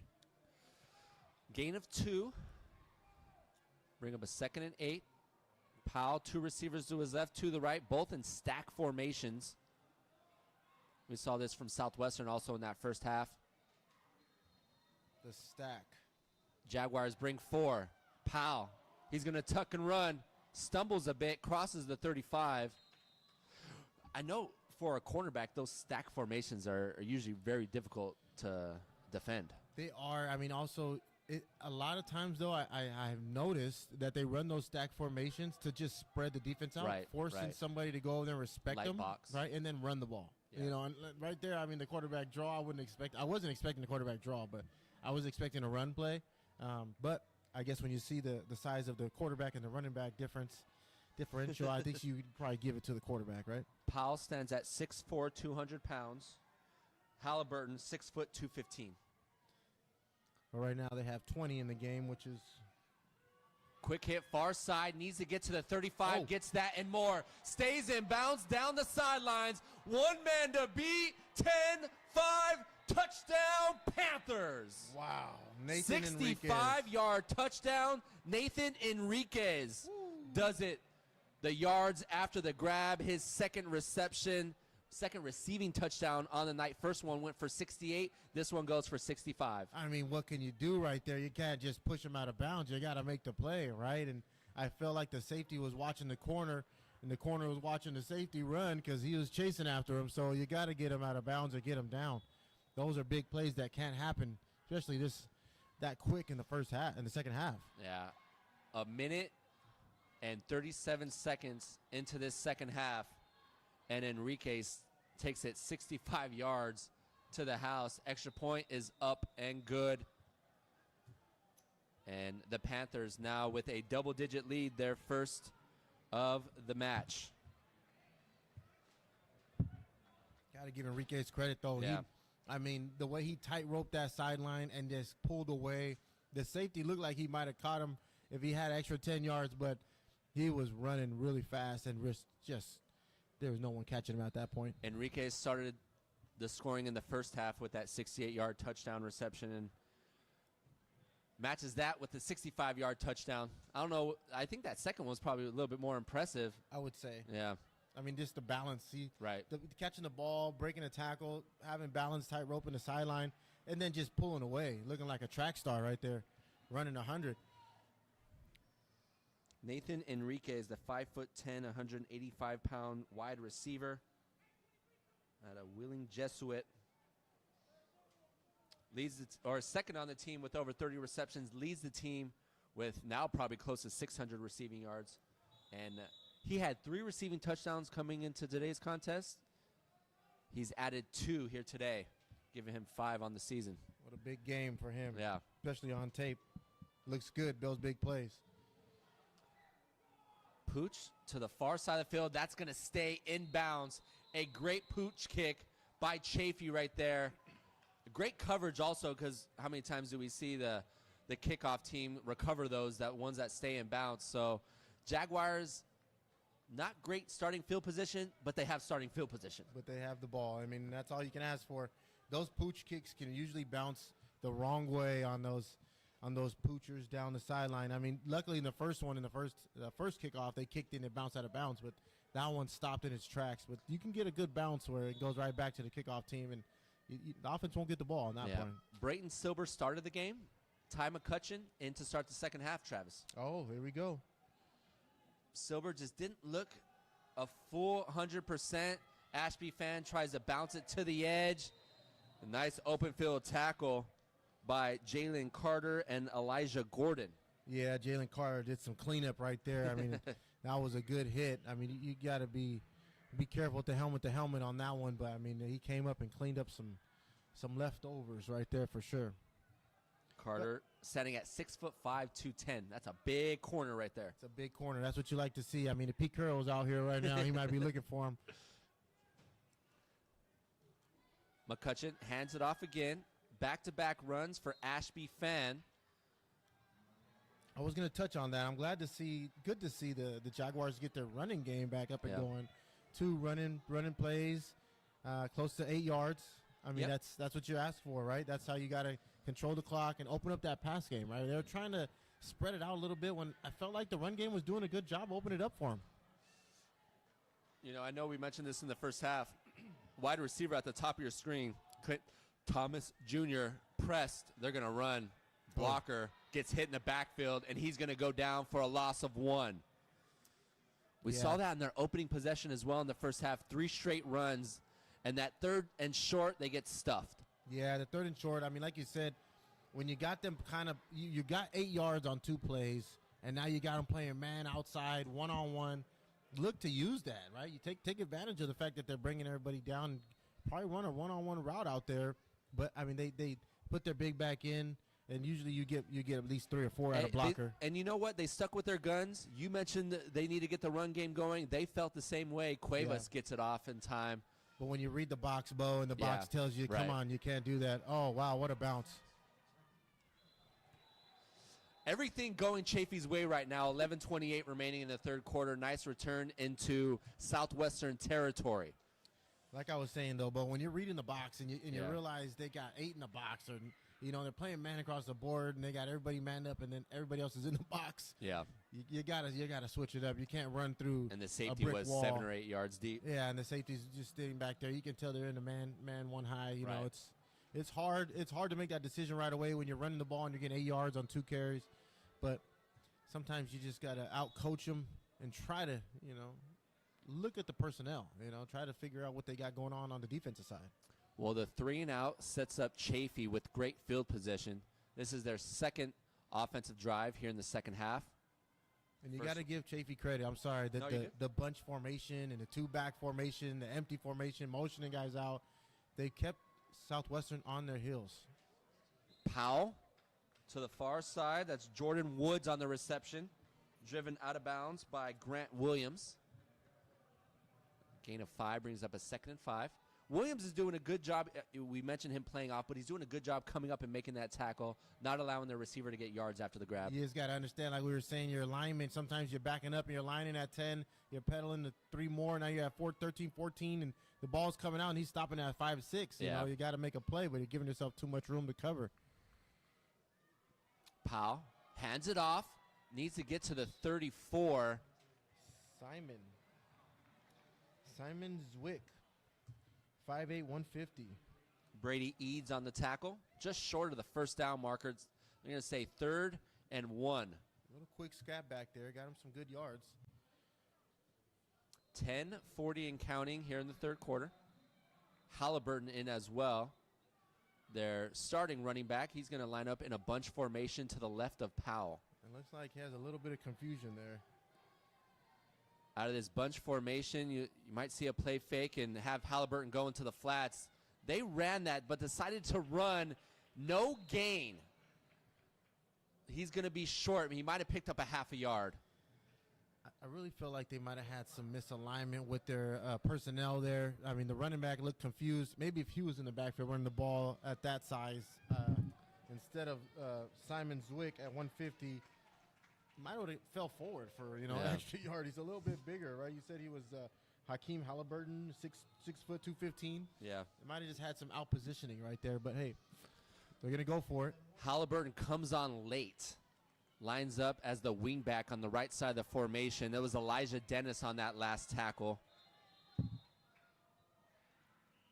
Yeah, and because of the late substitution, Chaffey's going to have to call timeout with 9:38 remaining in the third quarter.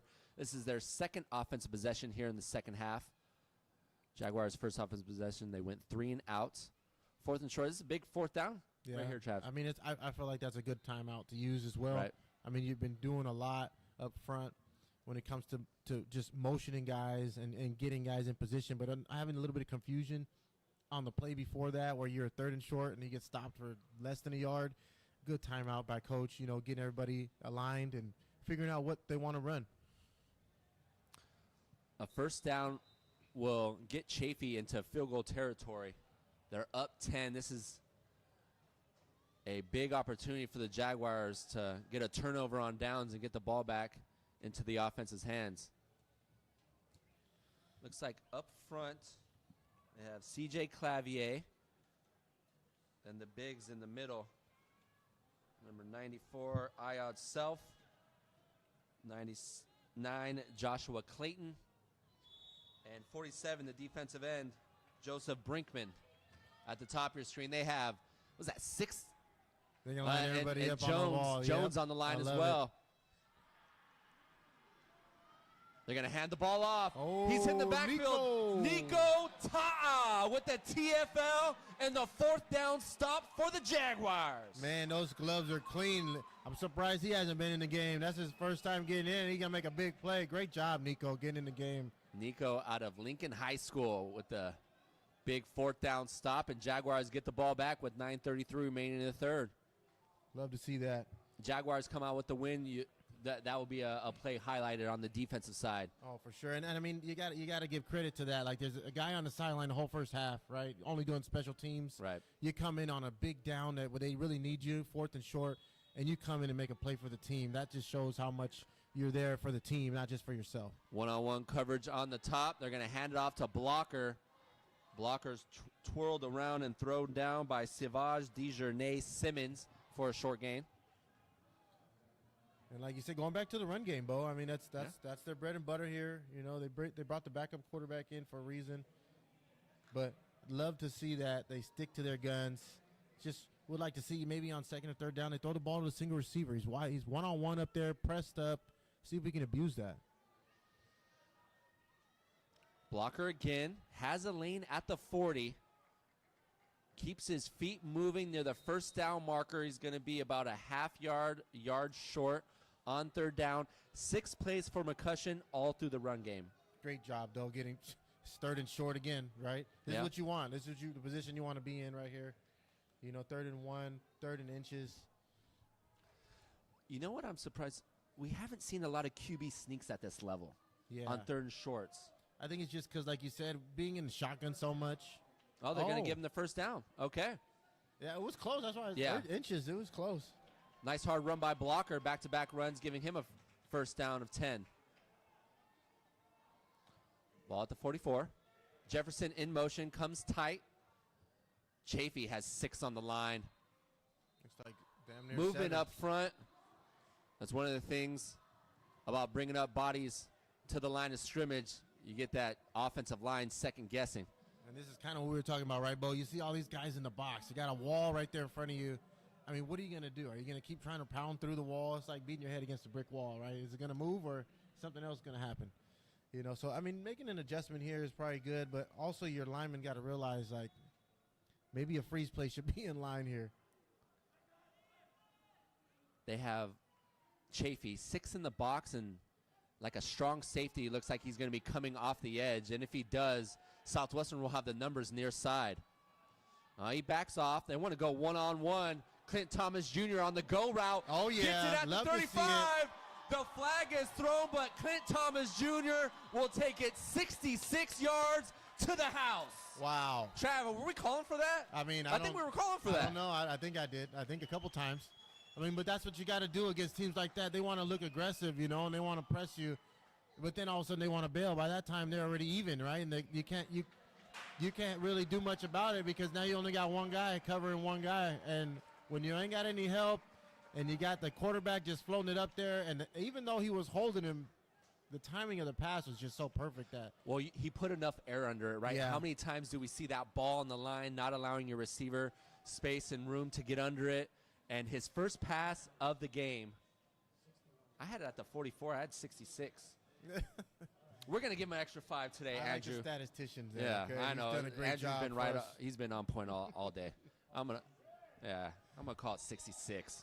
Just Phil, extra point is good. I'm going to call it a great catch. Yeah. Pitch and catch, we call that. But, I mean, for him to fight off that DB the way he did, I mean, the DB knew he was beat, was reaching for help, and the only help he got was a yellow flag from the ref. So, great job, Jaguars, coming in, seeing that, and just taking advantage of what, you know, the personnel and the defense that they showed. They allowed a 65-yard touchdown reception, and the Jaguars respond with their own 66-yard touchdown reception.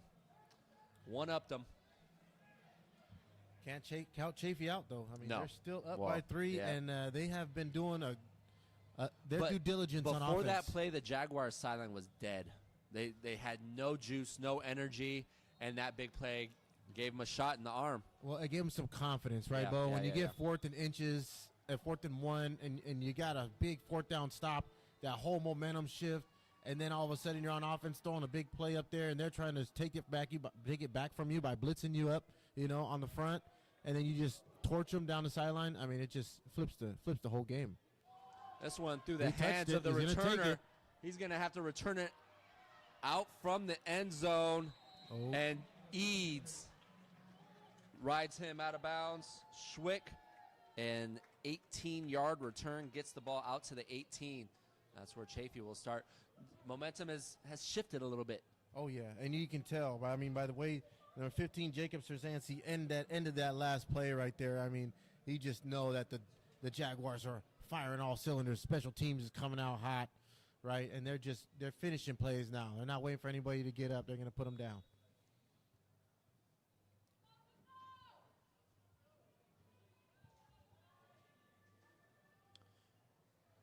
Frankie back in at quarterback. I'm looking to see if Evan Powell's anywhere in the formation. It doesn't look like they have 2 quarterbacks on the field. Oh, Bo's searching now. Well, 20 personnel. Well, after they, successfully ran that one play. That was a 6 great in the trick box. play. Southwestern rushes 4. Frankie Out route. far side near the first down marker. And it's a pickup of 10. Man, we call the corner lost in space on that one. I felt like he was spinning in circles. That receiver got up on him. That's number 16 again. Yep, Woods. Jordan Woods just doing some work out there. You want to get on his toes, right? He opened him up and then broke it off, and then the corner was just looking for him like, where'd he go? And he caught the ball, and then he has to make a tackle. That was just a great job. Quarterback put it on him, Can't ask for much more from that. Woods on the 10-yard grab brings up a 1st and 10 at the 28. Frankie rolls left. Frankie wants to go deep. The high arching ball. Great PBU. Chance La Chapa knocks it down. Man, La Chapa, you normal situation like that with a corner with the ball in the air floating, you're going to get a PI call just because you're too hands-on, right? Well, La Chapa did a great job getting there and understanding the receiver's eyes are up, so my eyes got to go up, and found the ball with one hand, not even, on the receiver, and that's the best part of that play. Is there was no penalty thrown. That ball was intended for Enriquez. You can tell most quarterbacks like to put it up there to get a penalty and get down the field with an easy penalty like that. But when you got a good DB that's technique is like that, it's not going to happen. Bunch left, stack right. Enriquez over the middle. And Ta'a was there in coverage along with Jeremiah Jones. Incomplete pass brings up a 3rd and 10. Like the play call, just tough throw right there. It's hard for the receiver to not get alligator arms in that situation, right, bro? Frankie Almeida comes back on, the defensive end. Him and Joseph Brinkman, the two ends, and Self and Joshua Clayton, the defensive tackles. Nico Ta'a, Jeremiah Jones in at linebacker. There's no one deeper than 8 yards from the line of scrimmage. There was hands. No penalty is thrown. Chance La Chapa comes up with the INT at the 48. Man, you got to give La Chapa the MVP of that series right there. I mean, played DB on coverage one-on-one, stayed deep in his zone coverage, read the quarterback, realized it was overthrown, and I mean, you love to see him stay on his feet, right? But at least he controlled the catch and made sure that on first down. He can try it, but, it's more effective when you got that many guys in your face. Brown now with a half dozen TFLs on the season, leads the team with over 45 tackles. Empty set after a loss of 3, 2nd and 13. Coming up on the 6-minute mark, nice move by McCutcheon, gets to the outside around Brown, finds Johnson. Great move by McCutcheon. Wow. When I see that pivot right there, I think of like a la like Russell Wilson's, the quarterbacks that just feel that pressure, pivot, and then get to the edge. It's such a great move for a quarterback to have in his arsenal. And then just to get your eyes back downfield and get your shoulders turned. You're rolling to your left, like you said in the beginning of this game. It's hard to throw to your left because you got to get your shoulders all the way square to the line of scrimmage. But he does a good job of avoiding the rush, finding his receiver. I mean, the catch wasn't the cleanest catch, but at least he caught it, right, and he got upfield. Surprised they only gave him 2 yards. Chaffey is going to bring 6. They stuffed the run on 3rd and long. And the play call on 3rd and long, yeah, you think. Those situations, they try to surprise the defense and catching them off guard. You have one-on-one coverage at the top of your screen. Clint Thomas Jr. just coming off a 60-plus yard touchdown reception, and they don't go to him once that drive. Yeah, I mean, sometimes you got to give defense credit. Yeah. They got you dialed up for that series. Right. Go back to the playbook and figure it out. But I really like how Chaffey's they're not breaking, right? The momentum shifted on them, and they're just taking it back, right? They're trying to take it back, and they're just trying to be aggressive on defense. All you can do. Cuevas, nice high, booming, spiraling kick. Inside the 10, the ball's on the ground.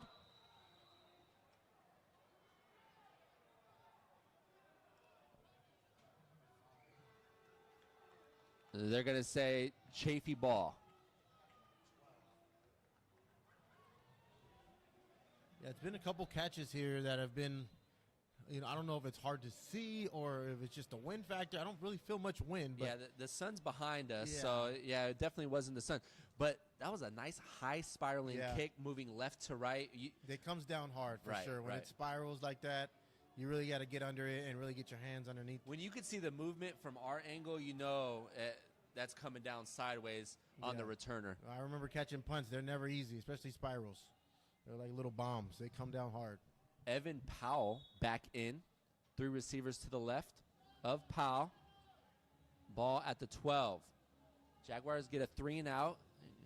Keep their field position. Powell's going to keep Jeremiah Jones. Tackles Powell after a short gain on first down.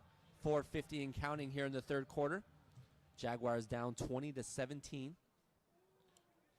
It's good to see. It's good to see Powell read that, not just pulling it just because he wants to. He's actually making the read. And it's great to see the defense come up and make the play. I think, what is that, Nico? Nico Ta. Nico is just coming in and just helping out big time. Realizing, he's got to key his reads in order to stay on the field. And he did that time. There's also Frankie Omeda. He was on the running back, which made Evan Powell pull. Powell. Oh. Ball's deflected at the line of scrimmage. A flag is thrown in the backfield. That was number 31 on the break, Thaddeus Woods out of Norco, California. Thaddeus had a chance to just if flip that ball this wasn't game. deflected, I think he would have took that to the crib. Oh, yeah, man. He could have just. Great break on that ball. Ooh. Hands to the face, personal foul on the Panthers. That was, are they going to say that was during the play? They're going to say that was during. It looked like it was after the play. Well, we'll know if they change the down of distance. Oh, I guess it was during. So, yeah, still second down. They accepted the penalty. It was only half the distance. Went from the 14 to the 7. Second and long. They need to get to the 22.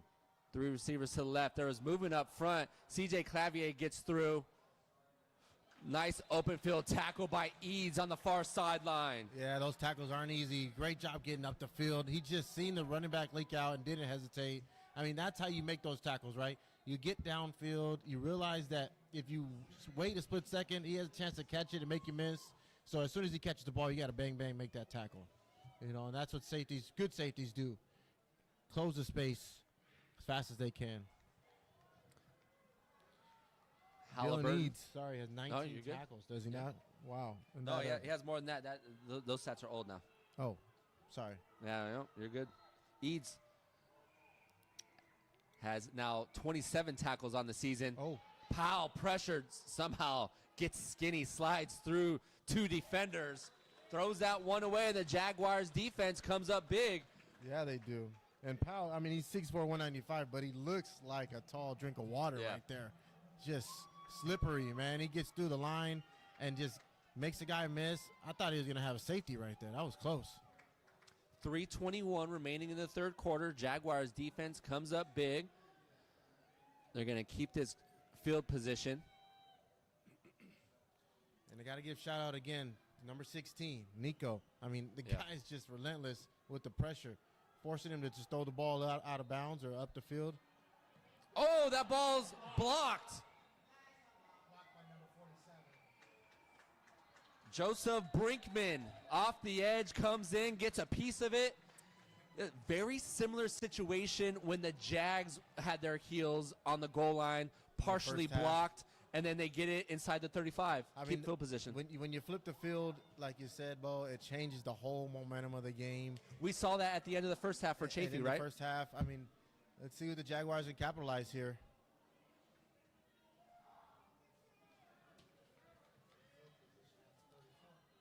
Jaguars led 7-6. They've been trailing ever since. They were down by as much as 10. 3:21 remaining in the third. Play fake to Ashby Fan. McCutcheon over the middle has Becker. And they're going to say the receiver was down before the ball came loose. Becker now over 25 receptions on the season, third best on the team. Gain of 4, bringing up a 2nd and 6.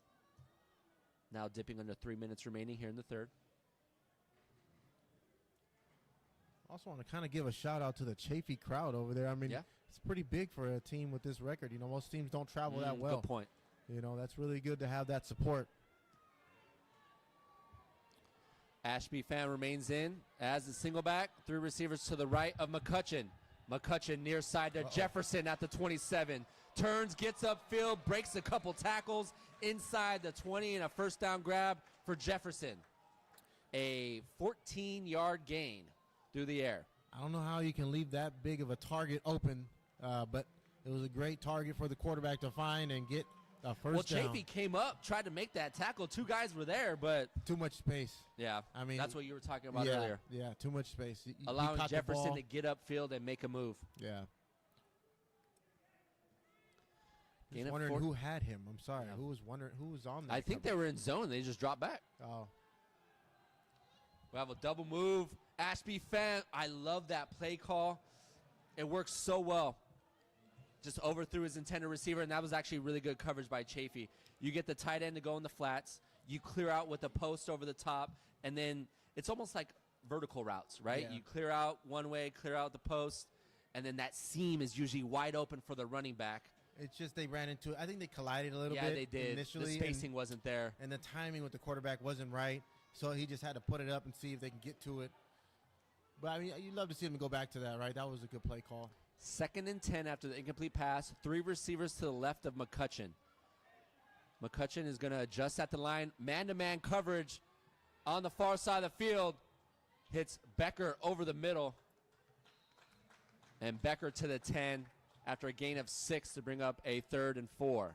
Good decision by the quarterback right there. I mean, you're taking a safer route. I know you had Jefferson going deep, thinking maybe he could get open one-on-one with the corner.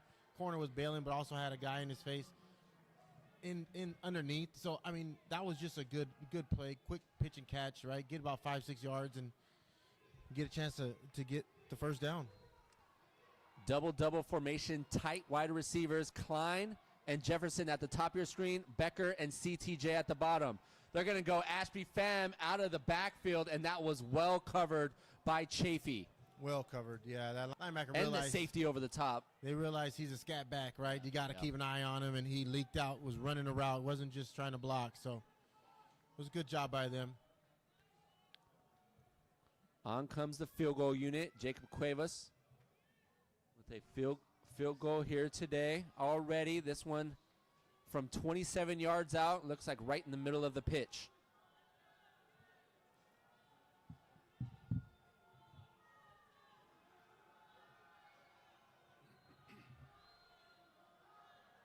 Cuevas from 27 yards out is up and good. As good as can be. JC ties it at 20 with 1:25 remaining in the third. 10 points unanswered, Travis, for the Jaguars. I hate to go back to the beginning of this game, but that missed field goal is going to play a role. The extra point? About that. Yeah, the extra point. But, hey, yeah, the Jaguars came out firing all cylinders, right? We talked about it. Special teams, setting the momentum. Chaffey's not backing down. I mean, they're still there, but I feel like the Jaguars have taken control of this first part of the second half.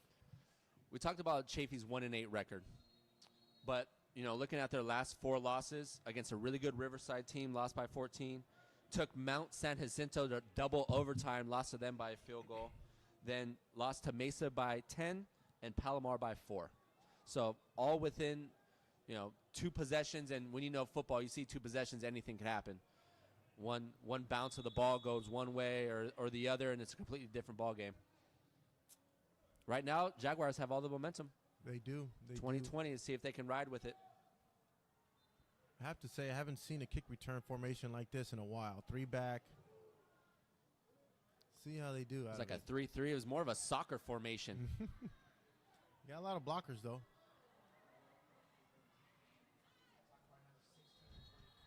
I kind of lost the ball right there. There were so many returners back there in the backfield. Yeah, and then you got the 3 coming down to just set the wedge. I mean, it's a cool. I like it. It's a different look, and you got to be accounted for. You never know if they run a reverse out of that. Right, exactly. That's exactly what I was thinking. But the kickoff team is so relentless getting down the field. The kickoff team has been good most of the 30. year for the Jaguars. And good here today. That was one of the better returns. I only got to the 21. Almost inside the 20. Frankie back onto the pitch for Chaffey. They're going back and forth. It's always, when I see it, it's tough for a quarterback to get into any rhythm when you go back and forth, right? Yeah, I mean, he understands his role. I'm pretty sure they practice it too. Here's the series for you. Understanding that Frankie over the middle has his receiver at the 35. Almost broke loose. Touchdown saving tackle by Dawson Washington. And And that was Jordan Woods once again on the reception. Man, those are the heartbreaking plays right there. You know, you get the zone read on first down, though, right? Yeah. Then you get a slant right behind it. Oh, you never realize what's coming until it hits you in the face. And that's that pass, right? The quarterback just, like you said, the momentum, sometimes they practice it, sometimes they don't. But he understands that slant just got to be a pitch and catch. Yeah, Jordan Woods on the 24-yard reception. Frankie, pressure off the edge. Oh, Frankie tries to elude the pressure, and Frankie is going to go down. Joseph Brinkman with the sack. Great job. Loss of 6. And it looks like Frankie kind of got dizzy, it seems yeah. like. He did a great job eluding the first two, did a couple of spin moves after that, and I think he got a little dizzy once somebody figured out his second one and caught him in the helmet with his helmet. And Coach Ben Buys wants helmet to helmet. He is in the grill of the white cap. And now he's going after the other one. I don't think it was intentional, though. I mean, they're playing football. No, of course not. The guy's doing a 720 inside the pocket, and now you have a coaching staff talking to Southwestern. They need to get the coaches from Chaffey off the field. That's not a good look at all. As a coach is talking to the player as if he's playing dirty, that's not a good look. Well, adds a little extra intensity. I think Frankie had to come out for one play. Yeah. I mean, they did call for the trainers to come out and take a look at him. So, I mean, at least he has to go out for one play. Evan Powell is going to come on, replacing him. Loss of 6 on the sack from Joseph Brinkman, defensive lineman, out of Otay Ranch. We talked about him and C.J. Clavier. Big-time player right there at Otay. Came here looking for a good program to be a part of, and, you know, he's done a great job just waiting his time and just making plays when he gets in. Powell is going to keep the ball was loose, but they're going to say Powell hit the ground first. A flag was thrown as well near the point of attack. Jeremiah Jones came up with the fumble recovery. Jaguars are saying they have it. Yeah, but there's a 2 penalty flags at the end. I think an extra flag has been thrown on top of that last one. Personal foul. It's getting a little chippy here, Bo. Yeah. End of the fourth, or start of the fourth. Yeah, that will end third quarter action. If I'm the coaching staff of Southwestern, I'm just yelling at my guys to come over the sideline. There's no reason.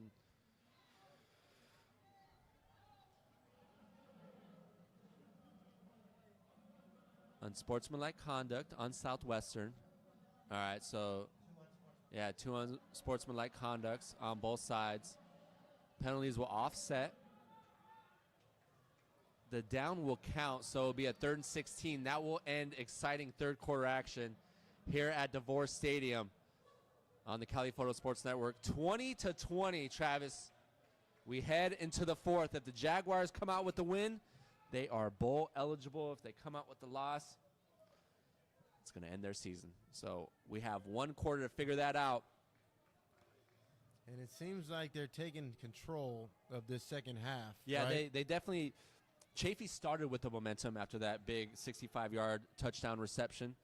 But it's been the Jaguars ever since. Yeah. 10 unanswered to tie it at 20. And you can see the frustration setting in on the other side. You just can't allow it to – I mean, you got 15 minutes to play some football here, right?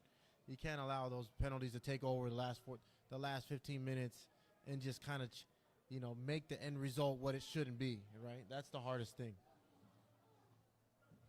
Looking at some other college football scores in California, Saddleback beat El Camino 47-7. Saddleback has been dominant most of the season. And then Riverside is beating Mesa by 16 right now, 37-21, but Riverside had a larger lead. Mesa making a little comeback.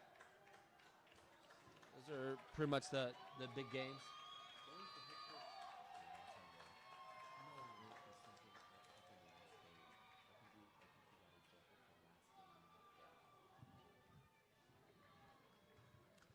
Thank you, Andrew Sanchez, updating us with those scores. Fullerton is another team that they're going to be, no stats, no game, GOAT stats. What's your IG? Agent2_Drew provides stats for the men's football and basketball team, as well as USD Sports as well. And Grossmont College, San Diego State. This will be the start of the fourth quarter. 3rd and 15 for the Panthers. They need to get to the Jaguars 45. This is going to be Evan Powell in at quarterback. 3 receivers to his left. Jaguars rush 4. Pressure up the gut. Then off the edge. Powell doing some dancing in the backfield. Flush right. Has a receiver downfield into double coverage. Ball falls incomplete. Once again, good 3rd down stop by the Jaguars defense, and the punt team will come on. And, I mean, it didn't hit the ground. It was a great catch by, was it LaChapa? LaChapa, one-hander, Lander, snatching it up. But, man, those are just some good moves by that quarterback, Powell, man. He is making the Jaguars work down there up front, huh? It's just unfortunate he can't come up with a completion there for his team. Good secondary coverage brings on the punt team. Jeremiah Ashby fan back to return the line drive kick over his head. That one's going to roll into the end zone. Favorable bounce for the Jaguars, and that's where they will start their first possession here in the fourth quarter. Man, they almost had a punt over here. A punt blocked, I'm sorry. Well, almost another one, yeah. Ran into each other, but still, man, Joseph Brinkman coming off the edge like he's got something playing like a man fire. on a mission here today. Yeah. It's good to see him getting some playing time, huh? I mean, I haven't seen him much on the field this year, but it's good to see this game getting a lot of Carson opportunity. Curtis isn't playing today. I don't see him suited up. He might have got injured, and he's one of their better defenders on the line. And because of that, next man up. I think that might be Carson Curtis right there on the crutches. Oh, yeah. I don't see 40 suited at all. Carson Curtis has been one of their better defensive ends on the season. Yeah, Caleb Blocker in, and a short gain on the ground for 2. 14 and a half minutes remaining in regulation. We have a 20-20 ball game. Jaguars had a 7-6 lead in the first quarter, and they've trailed ever since after the Panthers regained the lead 13-7, then they went up 20-10. Jaguars have scored 10 unanswered to tie it at 20. Blocker remains in as a single back, 2 receivers to the left, 2 to the right of McCutcheon, who started the second half. Pressure off the edge, great draw and execution by the Jaguars. Blocker cuts back at the 40, and you see linemen continuing to block downfield. And they switched it up this time, Bo. They realized, they had that tight end screen dialed up last time. The defense was on it. So they went to the tailback screen right there, but made it look like he was stepping up, and just a great slip underneath all those D linemen that were upfield. Way to get down the field. Linebacker off the edge, Donovan Brown, who supplied some pressure. Great play call. Yeah, that's what freed up Blocker on the 20-yard reception. Bring up a 1st and 10 at the Jaguars 43. They're going to stay in this double-double formation, now dipping under 13 and a half minutes in this fourth quarter. They're going to stay with the run game. Blocker, short gain of 1.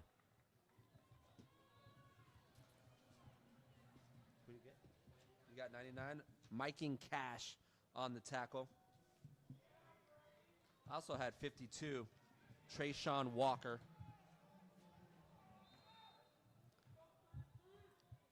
Good job staying in this 4. Looks like they're staying in a 4-2 look here. You talking about for the defense? Yeah. Yeah. And they're really bringing up that strong safety. Yeah, bringing them down. McCutcheon looks left, will go right, has Blocker out of the backfield. Blocker picks up a 1st down and more. That's the only thing about that, Bo, is when you got a 4-2 and the running back leaks out, there's really no one accounting for him because everybody's looking at the receivers, right? And you bring the safety down, and he's helping out underneath the other receivers, so you got everybody else kind of playing some man over there, cover 4. With the backs leaking out, that's a good job of the offensive coordinator finding that hole and being able to abuse it. We have an injury timeout on the far side of the field. Looks like the corner's on the ground after an 11-yard gain through the air for Blocker. So a 20-yard reception and an 11-yard reception for the running back to get them in opponent territory as the water polo game is heating up across the field. 12:46 remaining in regulation. We have a tie ball game, 20-20. Bo Furtick, Travis Crawford, Andrew Sanchez supplying the stats for us here today. Jaguars in control of the game right now, it feels like, as Zaire Lewis, who made the tackle, comes up gingerly, comes up under his own power. You talk about tall corners, Travis. Zaire Lewis, 6'2". Jalen Carter, 6'5". Yeah. Chaffey, I say that's Chaffey's Elijah MO. Gordon, 6'4". Yeah, I mean, those are corners. That's their MO over there. Usually you get 6'3" or above, you're playing offense. Yeah, not over there. I mean, I felt like they want to put them on defense, stop the receivers from moving. You see they're doing a lot of press. Play fake. Jefferson over the middle has to go down to the floor, and that play is broken up by William Harper, the defensive back out of Beeville, Texas. Man, and I know McCutcheon wants that one back. I mean, Jefferson's wide open right there. Just pitch and catch right there. Just give him the ball. He's what? How tall is Jefferson? Like 6'3", 6'4". I mean, yeah. you got to give him the ball a little bit higher than his ankles, right? Yeah. Come on now. It's over the middle, though, so you want to throw it down low to keep your receiver safe. Yeah, he didn't have anybody around him.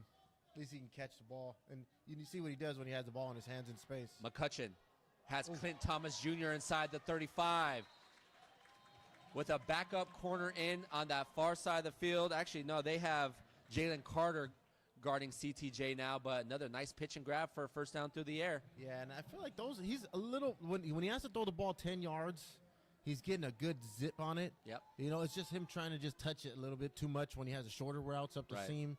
But I feel like, man, he's doing a great job coming in. There's no doubt about that. Yeah. The last 2 home games we've seen of McCutcheon, he can spin it with the best of them. It's just been the slow starts of the Jaguars that have held them back. Play fake. Ooh, good tackle. The swing pass, far side of the field. Another nice gain through the air for the Jaguars. Great game, but, I mean, that was a great tackle by Harper coming in, just stopping him in his tracks, coming down from the safety spot. Tyler Becker on the reception. Gain of 5, bringing up a 2nd and 5. Harper has over 30 tackles on the season. That's a lot for a safety. Yeah. Yeah, when you talk about the defensive backs, Harper 29, Lewis 41. Wow. Carter 35. I mean, it's averaging 4 or 5 tackles a game. Yeah, they're doing a great job. And when a team goes 4-2-5, this pass thrown behind CTJ. Nice coverage on the far side of the field by Jalen Carter. Yeah, great coverage, but it could have been a better ball, right? Help him out a little bit. Was a little behind him. I mean, he still had his hands on it, reaching back. That's athleticism at its finest, but those are hard balls to bring in, man. If Jalen Carter isn't on his hip, bringing him down, he'll probably bring in that grab. For sure. Hip to hip, Carter. Double move right here. I love to see it. I mean, this is tough. I love this part of the field. The field shrinks a little bit. Windows shorten. Play fake. Ball's thrown behind Jefferson. Harper again on the coverage. Almost came up with the INT. Clock will stop at 11:20. This is about the range of Cuevas right here. And I'd say this is a 4th and manageable, 4th and 5. Looks like they're going to keep their offense on the field. I like the decision to kick it if they could, but I mean, what are you gonna do? This would be the ball's at the 27, so it'd be about a 45-yard field goal. This is where I think your timeouts come into play. But I mean, you got 11 minutes in the 4th. Why not?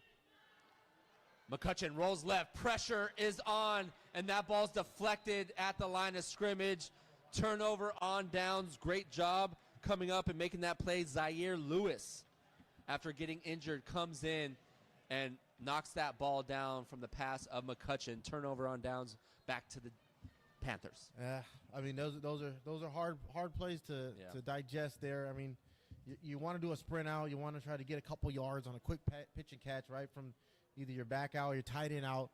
But I just feel like maybe sometimes you call timeout, give your team a chance. Because they rushed up to that. They did, yeah. I mean, you give a team a chance to just take a break and think, like they did when they designed that one play. But hey, you got to take your shots, and I guess that was one they decided to take.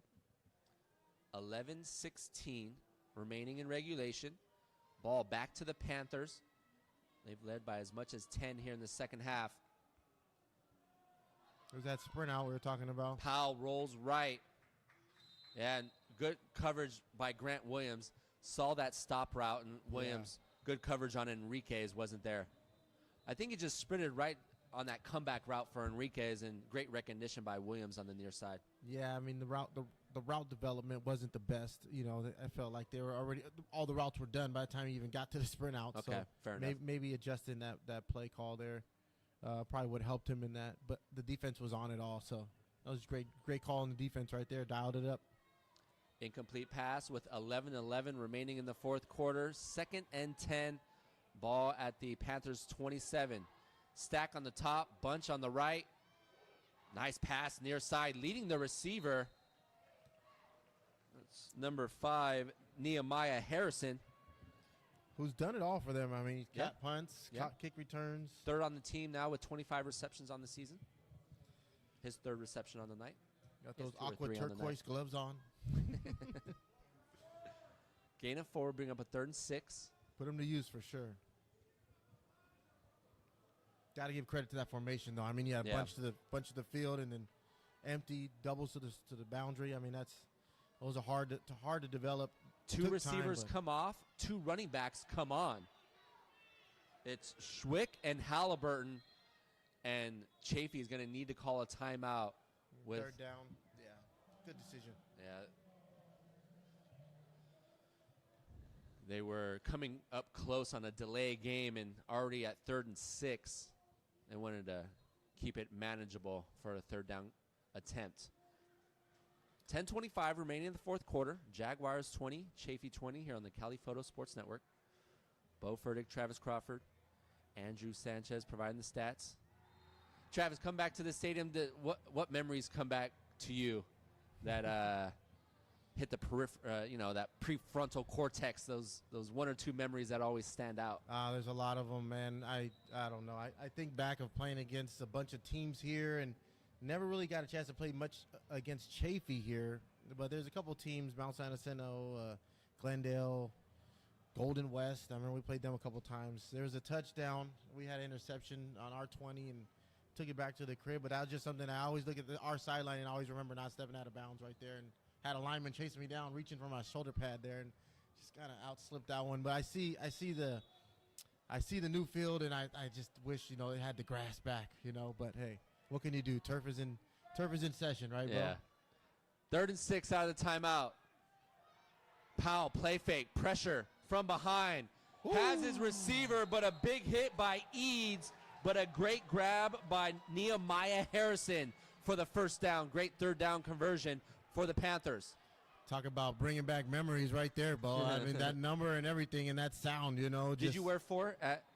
Of course. High school, junior college. Yeah, man, that was the number. But, I mean, and wow. that was almost identical of how you would come down from that 2nd level and just run through a receiver. That was a great hit, man. Surprised he kept on to it.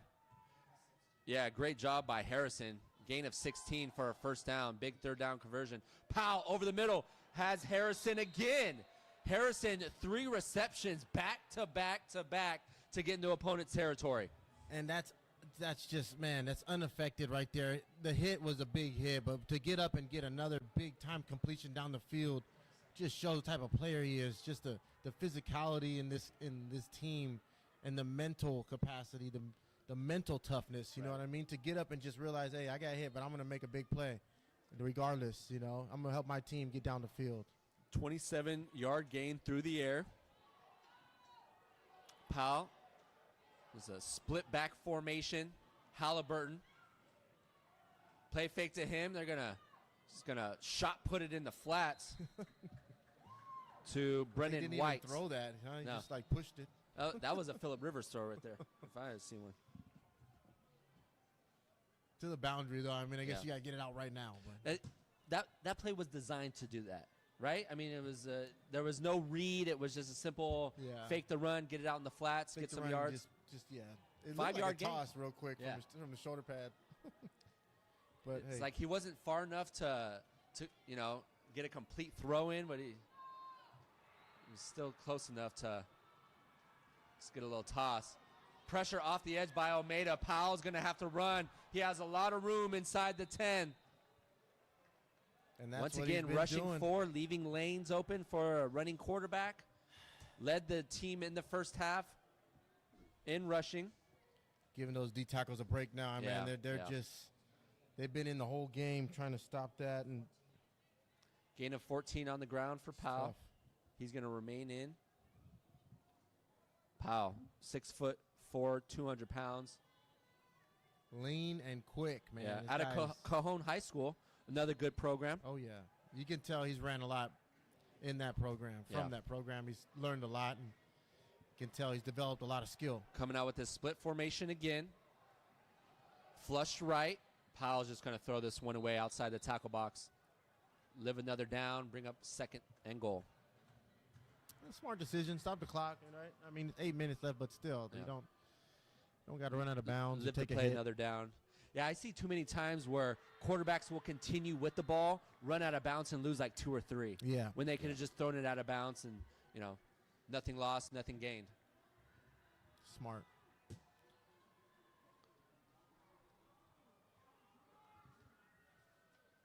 Zwick remains in as the single back to the left hip pocket of Powell. Benson in motion. There's that sprint out. Sprint left. That ball should have been intercepted. They're saying contact on Harrison with the ball thrown behind him. Yeah, LaChapa's got to try to. Harrison had position right there. Yeah, I don't know about that one.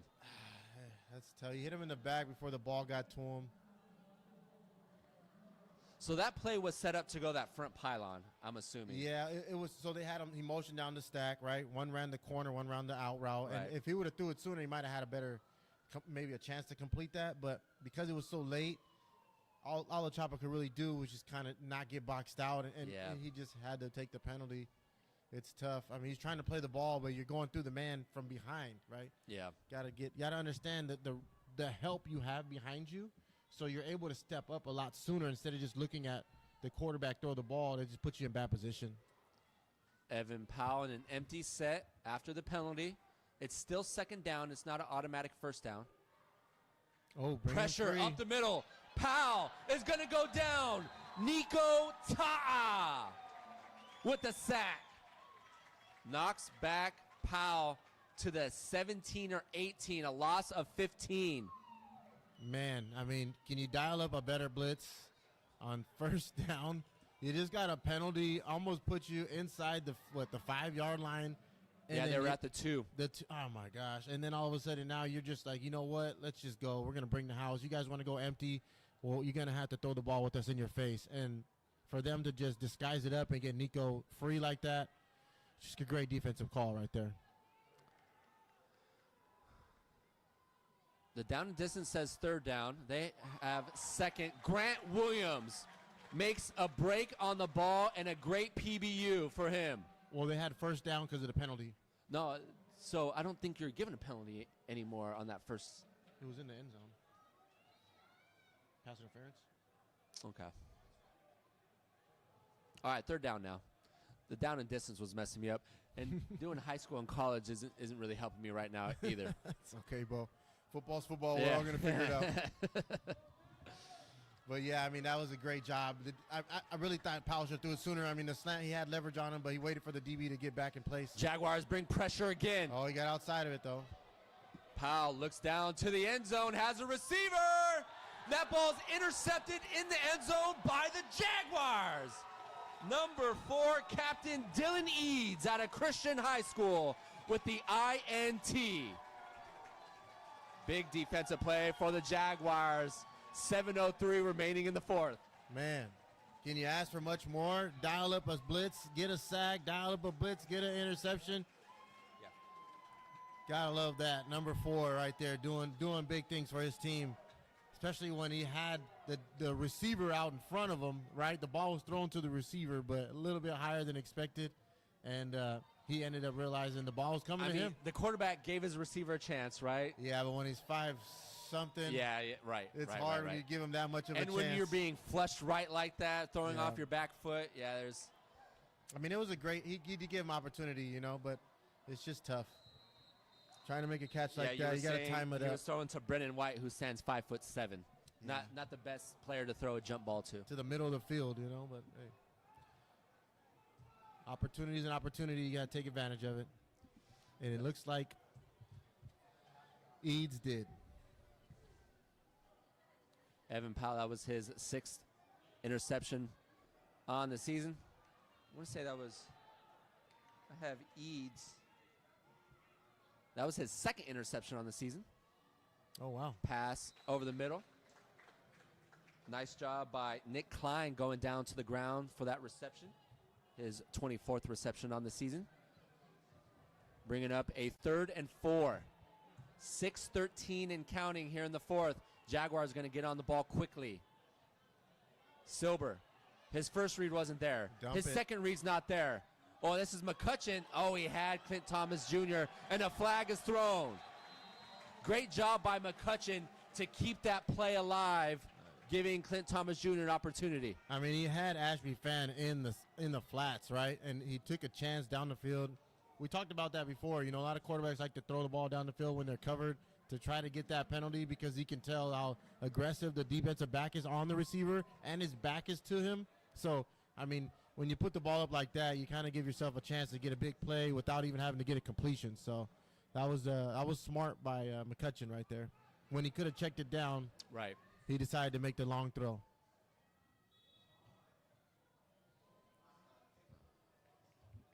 Penalty will bring the ball to the 41 for the Jaguars. 6:01 remaining in the 4th. Clint Thomas Jr. is going to be the single side receiver at the top of your screen. Jefferson, the wing back at tight end. And it's Klein and Becker at the bottom of your screen. Play fake to Ashby Fan. McCutcheon, pressure up the middle. McCutcheon near side. Oh. And a flag is thrown as well near where the quarterback threw the ball. Most likely going to be a holding call on the Jags. Usually is when it's that late of a flag. I mean, you see 2 guys on the ground and there's a flag and the ball's already thrown out of bounds, incomplete. Do you accept or decline this penalty is the question. I mean, if you got to push him back. Okay. Coach Byes is thinking about it. Ben Byes in his first year as head coach.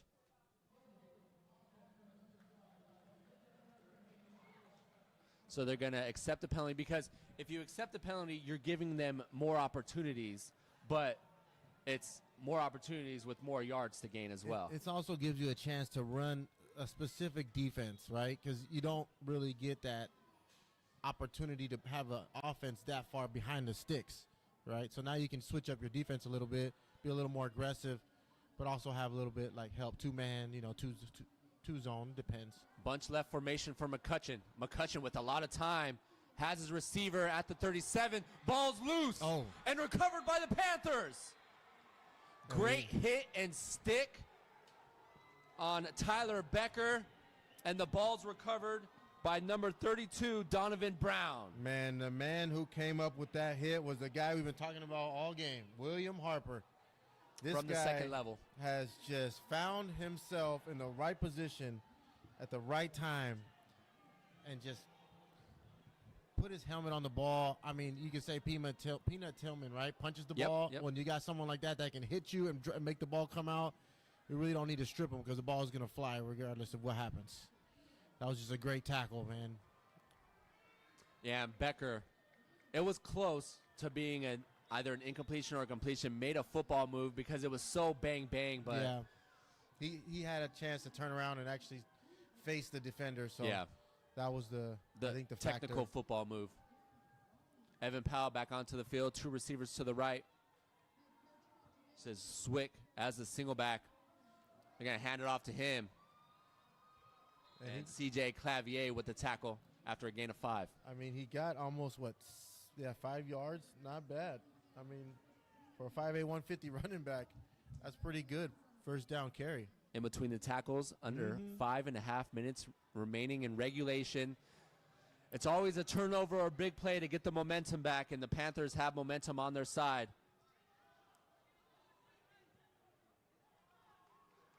As late bodies are coming onto the field for the Jaguars. This is Frankie Almeida, the defensive end, at the bottom of your screen. Second down. Got Powell. Pressure. Pressure off the edge, and Powell goes down for a sack. Elijah Dennis with the big sack, and Jaguars starting to get to the quarterback, Travis, now under 5 minutes remaining. Yeah, and I mean, I haven't seen Elijah Dennis in there too much today. I mean, he's from Florida, but he did a great job. He's got a motor on him, man. If you see him, he's not stopping. So it's good to see him still ticking at the 4-minute mark in the fourth quarter, just coming with some It's havoc. been Clavier, Dennis, and Brinkman supplying the pressure here in the second half for the Jaguars. 6 on the line for the Jags. They bring 4, drop 7, has a receiver, and overthrows his intended receiver. That was probably the first misfire we've seen from Powell all game, because that was a touchdown if he completes that. Oh, man, he was wide open. They had a mishap on the secondary there. I mean, you had a linebacker chasing him, 2 linebackers chasing him, walking back like, man, Remember that one play, same lucky. side of the field, same area where Ashby Fan ran that vert? It was the same exact play. And I've seen that in a lot of college play the this pros year. are starting to use that one too. A lot of high school colleges are using the running back. Yeah, but in that situation, it was a wide receiver. If you go back, El Camino did that really well. Yes, they did against Southwestern. Yes, they did. Oh man, they got going the other way. Yeah, converted a lot of third downs with that play. 3rd and longs too. A high booming kick. Hits at the 2 and goes into the end zone for a touchback. Jaguars defense comes up big again after giving up good field position to the Panthers.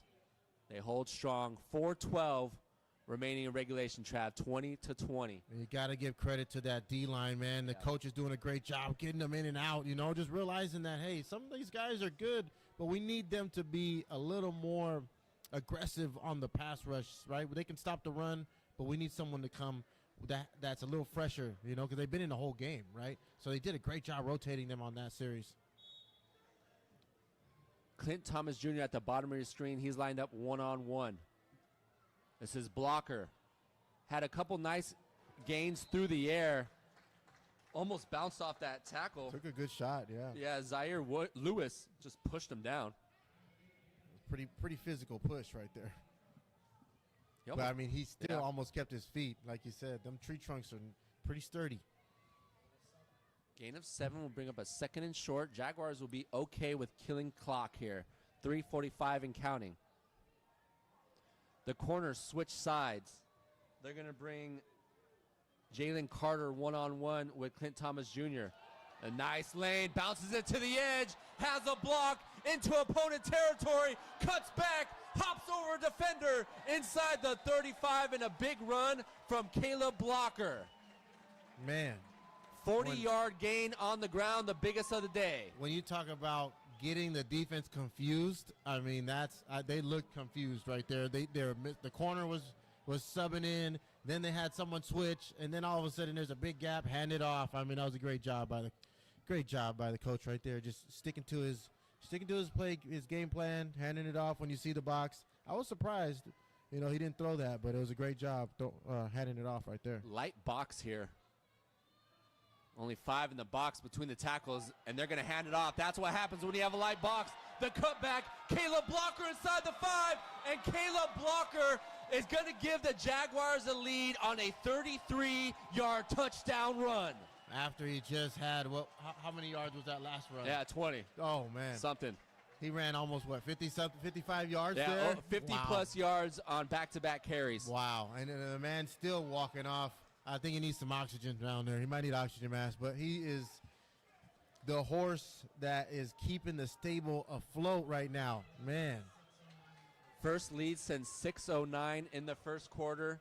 Caleb Blocker improves on his team leading. Now 9 rushing touchdowns on the season, and Jaguars with their biggest lead of the game. Man. And they do it through the ground game, Trav. Hey, and the ground game was their bread and butter coming in, and glad to see them stick to it. I mean, when you've seen them confused and they didn't make an adjustment or call timeout, you go back to the same play, and it parted like the Red Sea again. That time he just finished strong in the end zone with 2 guys on his back. Jacob Cuevas is up and good, giving the Jaguars a touchdown lead with 2:58 remaining in regulation.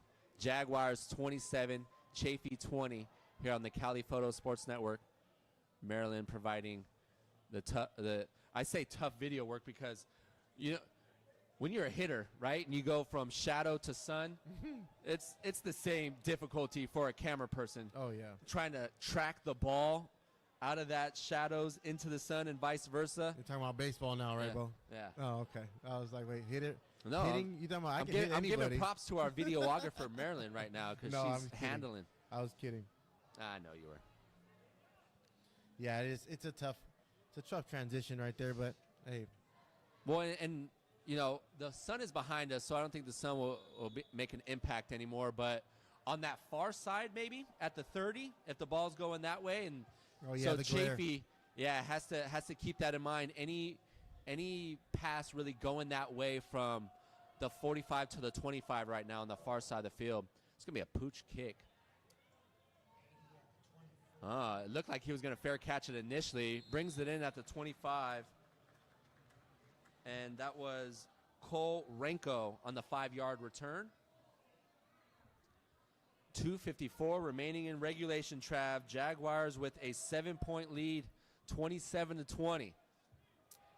Let's see what the Chaffey has in store here. If Jaguars win this one, they will be bowl eligible. They're currently in the top 10. Top 10 from the south and the top 10 from the north advance into bowl season.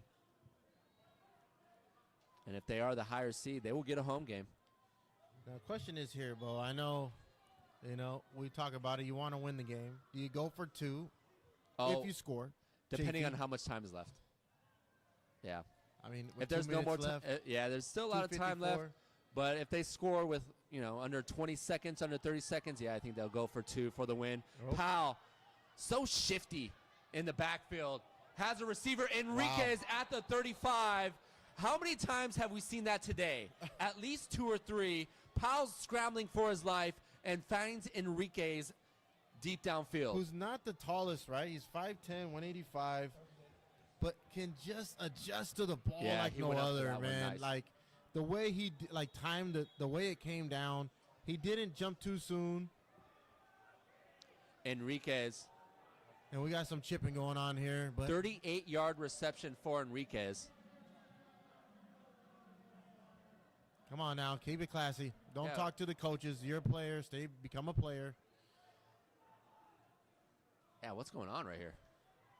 I mean, at this point, Chaffey has nothing to lose. Right, so they can do all the talking they want and you still get up in your grill. Jaguars have something to lose. Yeah. They can't lose any more players. They can't really lose any more coaches. They, especially heading into a first round of playoffs, you want your whole squad healthy and good to go. And if I'm the coaching staff of the Jaguars right now, that's exactly what I'm telling my players. These guys have nothing to lose. They're going to say whatever they want. They're going to do whatever they want, and there's going to be very little to no fault to Chaffey right now because this is their last game of the season. Yeah, I mean that's what a lot of I hate to say, when your season's over after this, it's not really much else you can do but try to get into the other team's head, right? And talking to the other coach though, that's like the that's character. Where we draw the line. Yeah, the character type part of that. You got to really look into yourself and see what you're doing, what you're really trying to get out of all this. And that was still a sport. The running back looks like he's coming off under his own power. Simon Swick. Yeah, you could tell he was stretching a little earlier in the other series they were in. He had a couple cramps. He's okay. I think he's walking off a little gingerly, but he's okay. 2:39 remaining in the fourth quarter. Enriquez with that big reception gets them to the 31. 1st and 10. Jaguars up 7. Here on the Cali Photo Sports Network. Evan Powell. You got to keep an eye on quarterback. Got to keep an eye on Grant Williams down here, Bo. One-on-one with Enriquez.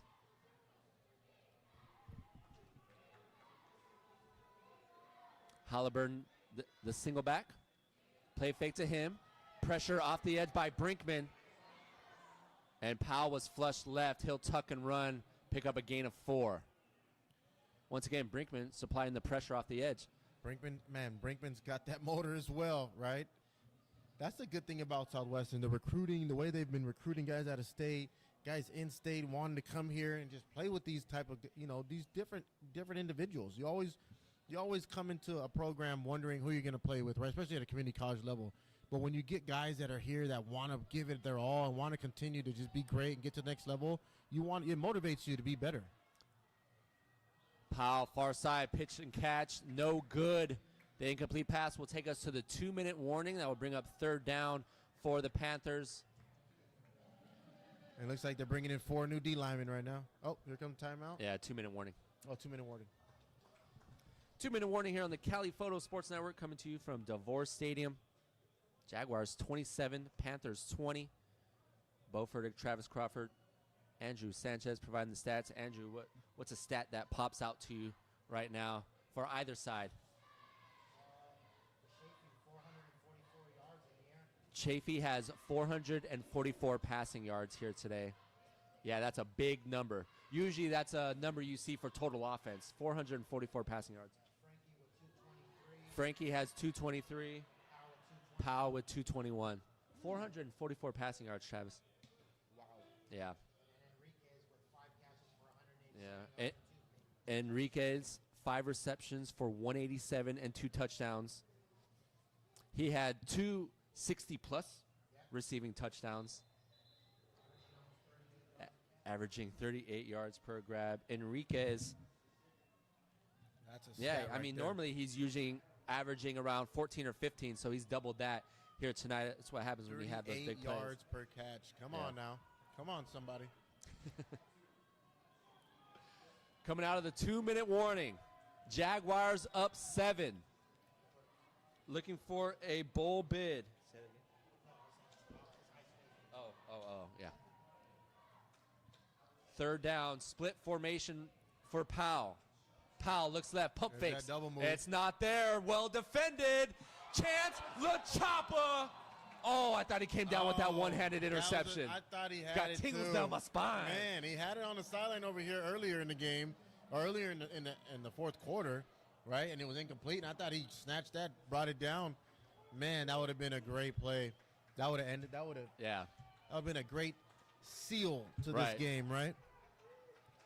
Give them a little life, though, on 4th down here. Great coverage, though, to not bite on that sluggo, right? How many times have we seen that? Man, his leverage on that was so good. Most people, because you're on the boundary side, you'd want to play inside, right? Use the sideline. He just relaxed, stayed outside leverage, patient. 4th down, pressure up the middle, and the receiver can't bring in the pass, and Jaguars turnover on downs gives them back the ball with 1:53 remaining. Man. Pressure once again. Powell's been running around a lot in this second half. Yeah, he has.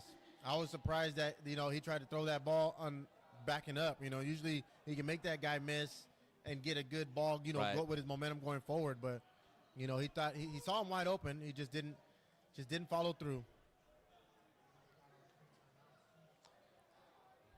Chaffey? Oh, Southwestern. How many timeouts Chaffey have? Yeah, I think. No, that was after the. Was that after the 2 point? I think that was after the 2 point or after the 2-minute warning, that injury. That was a good call though. We're trying to figure out whether Chaffey has 2 or 3 timeouts. This is a full house formation in the backfield. This is victory formation. Yep. Yeah, victory formation. All right.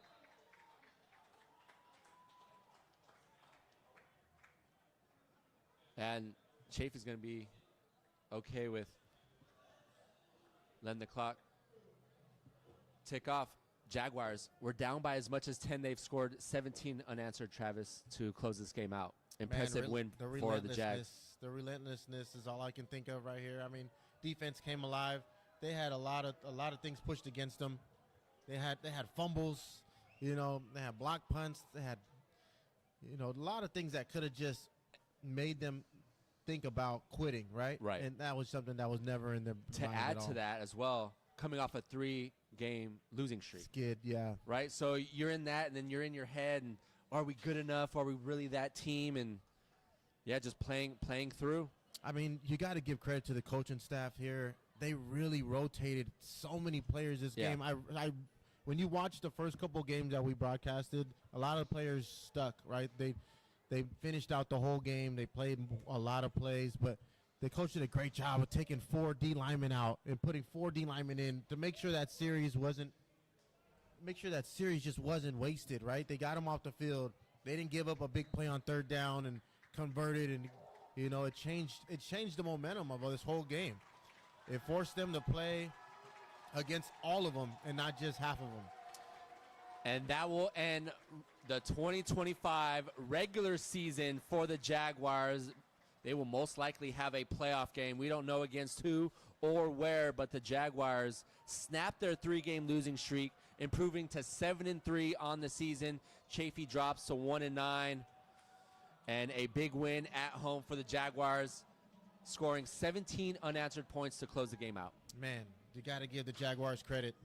Got to give them credit on both ends of the football. And there's special teams all year, Bo. Yeah. Kickoff return, gives them big returns, We saw a block punt today. We saw one last home game as well. They're not fumbling punts on, that one he did have a bad, I guess you'd say he recovered it on the 2. That was right?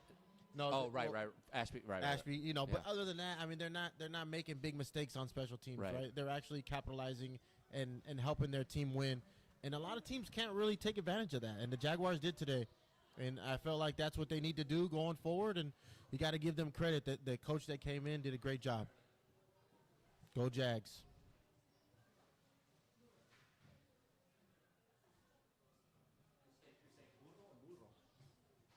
That will end today's broadcast, Travis. What a fun one. Thank you for joining me in the broadcast booth. It's so much fun having you up here. Hopefully we get a playoff game. That will end today's broadcast. And that would be ideal, Bo. Yeah. One more. What was it? Last time Jaguars have had a playoff game was 2019, right? Bowl game 2019? Yeah, 2019, but I don't think were they in this division? I'm not sure. No, I don't. No. So this is big. This is big for Southwestern program. A lot of good things happening for the Jaguars football program. If you have some time, you want to catch the basketball program, I know you can go on Southwestern Athletics on Instagram. They do an IG Live, and you catch the basketball team. They're coming off a big win on Thursday, a game buzzer beater by Derek Edmonds out of Victory Christian across the street. Yeah, one last thing, Bo. You got to give a shout out to Chaffey. They came and they played hard. For a 1-8 team, they came out and gave it all they had. They left it all on the field. They gave themselves a chance to at least have an opportunity to get down and tie it, right? And that's what you got. That's what you play this game for, is to put your film on tape against the best teams. And I felt like a lot of those players did. The receiver, right? 18, Nathan Enriquez, Powell. Also Frankie, man, you got to give him credit. He took a couple shots. He came in. So. The defense played well. Even the safeties, man. William Harper causing fumbles, getting tackles. The D-line just playing hard. Just got to give Chaffey all around some credit. They just fell short today, but they gave Jaguars a run for their money, that's for sure. Jaguars improved to 7-3, beating Chaffey 27-20, scoring 17 unanswered to close the game out. For our executive producer and camera person, Marilyn Moreau, my analyst, Travis Crawford, and our statistician, Andrew Sanchez. I'm Bo Furtick signing off. Until next time, hopefully in 2 weeks, where we see the Jaguars play a playoff game, and first time in the last 6 years. Good night, everyone. Have a great weekend. Go Jags.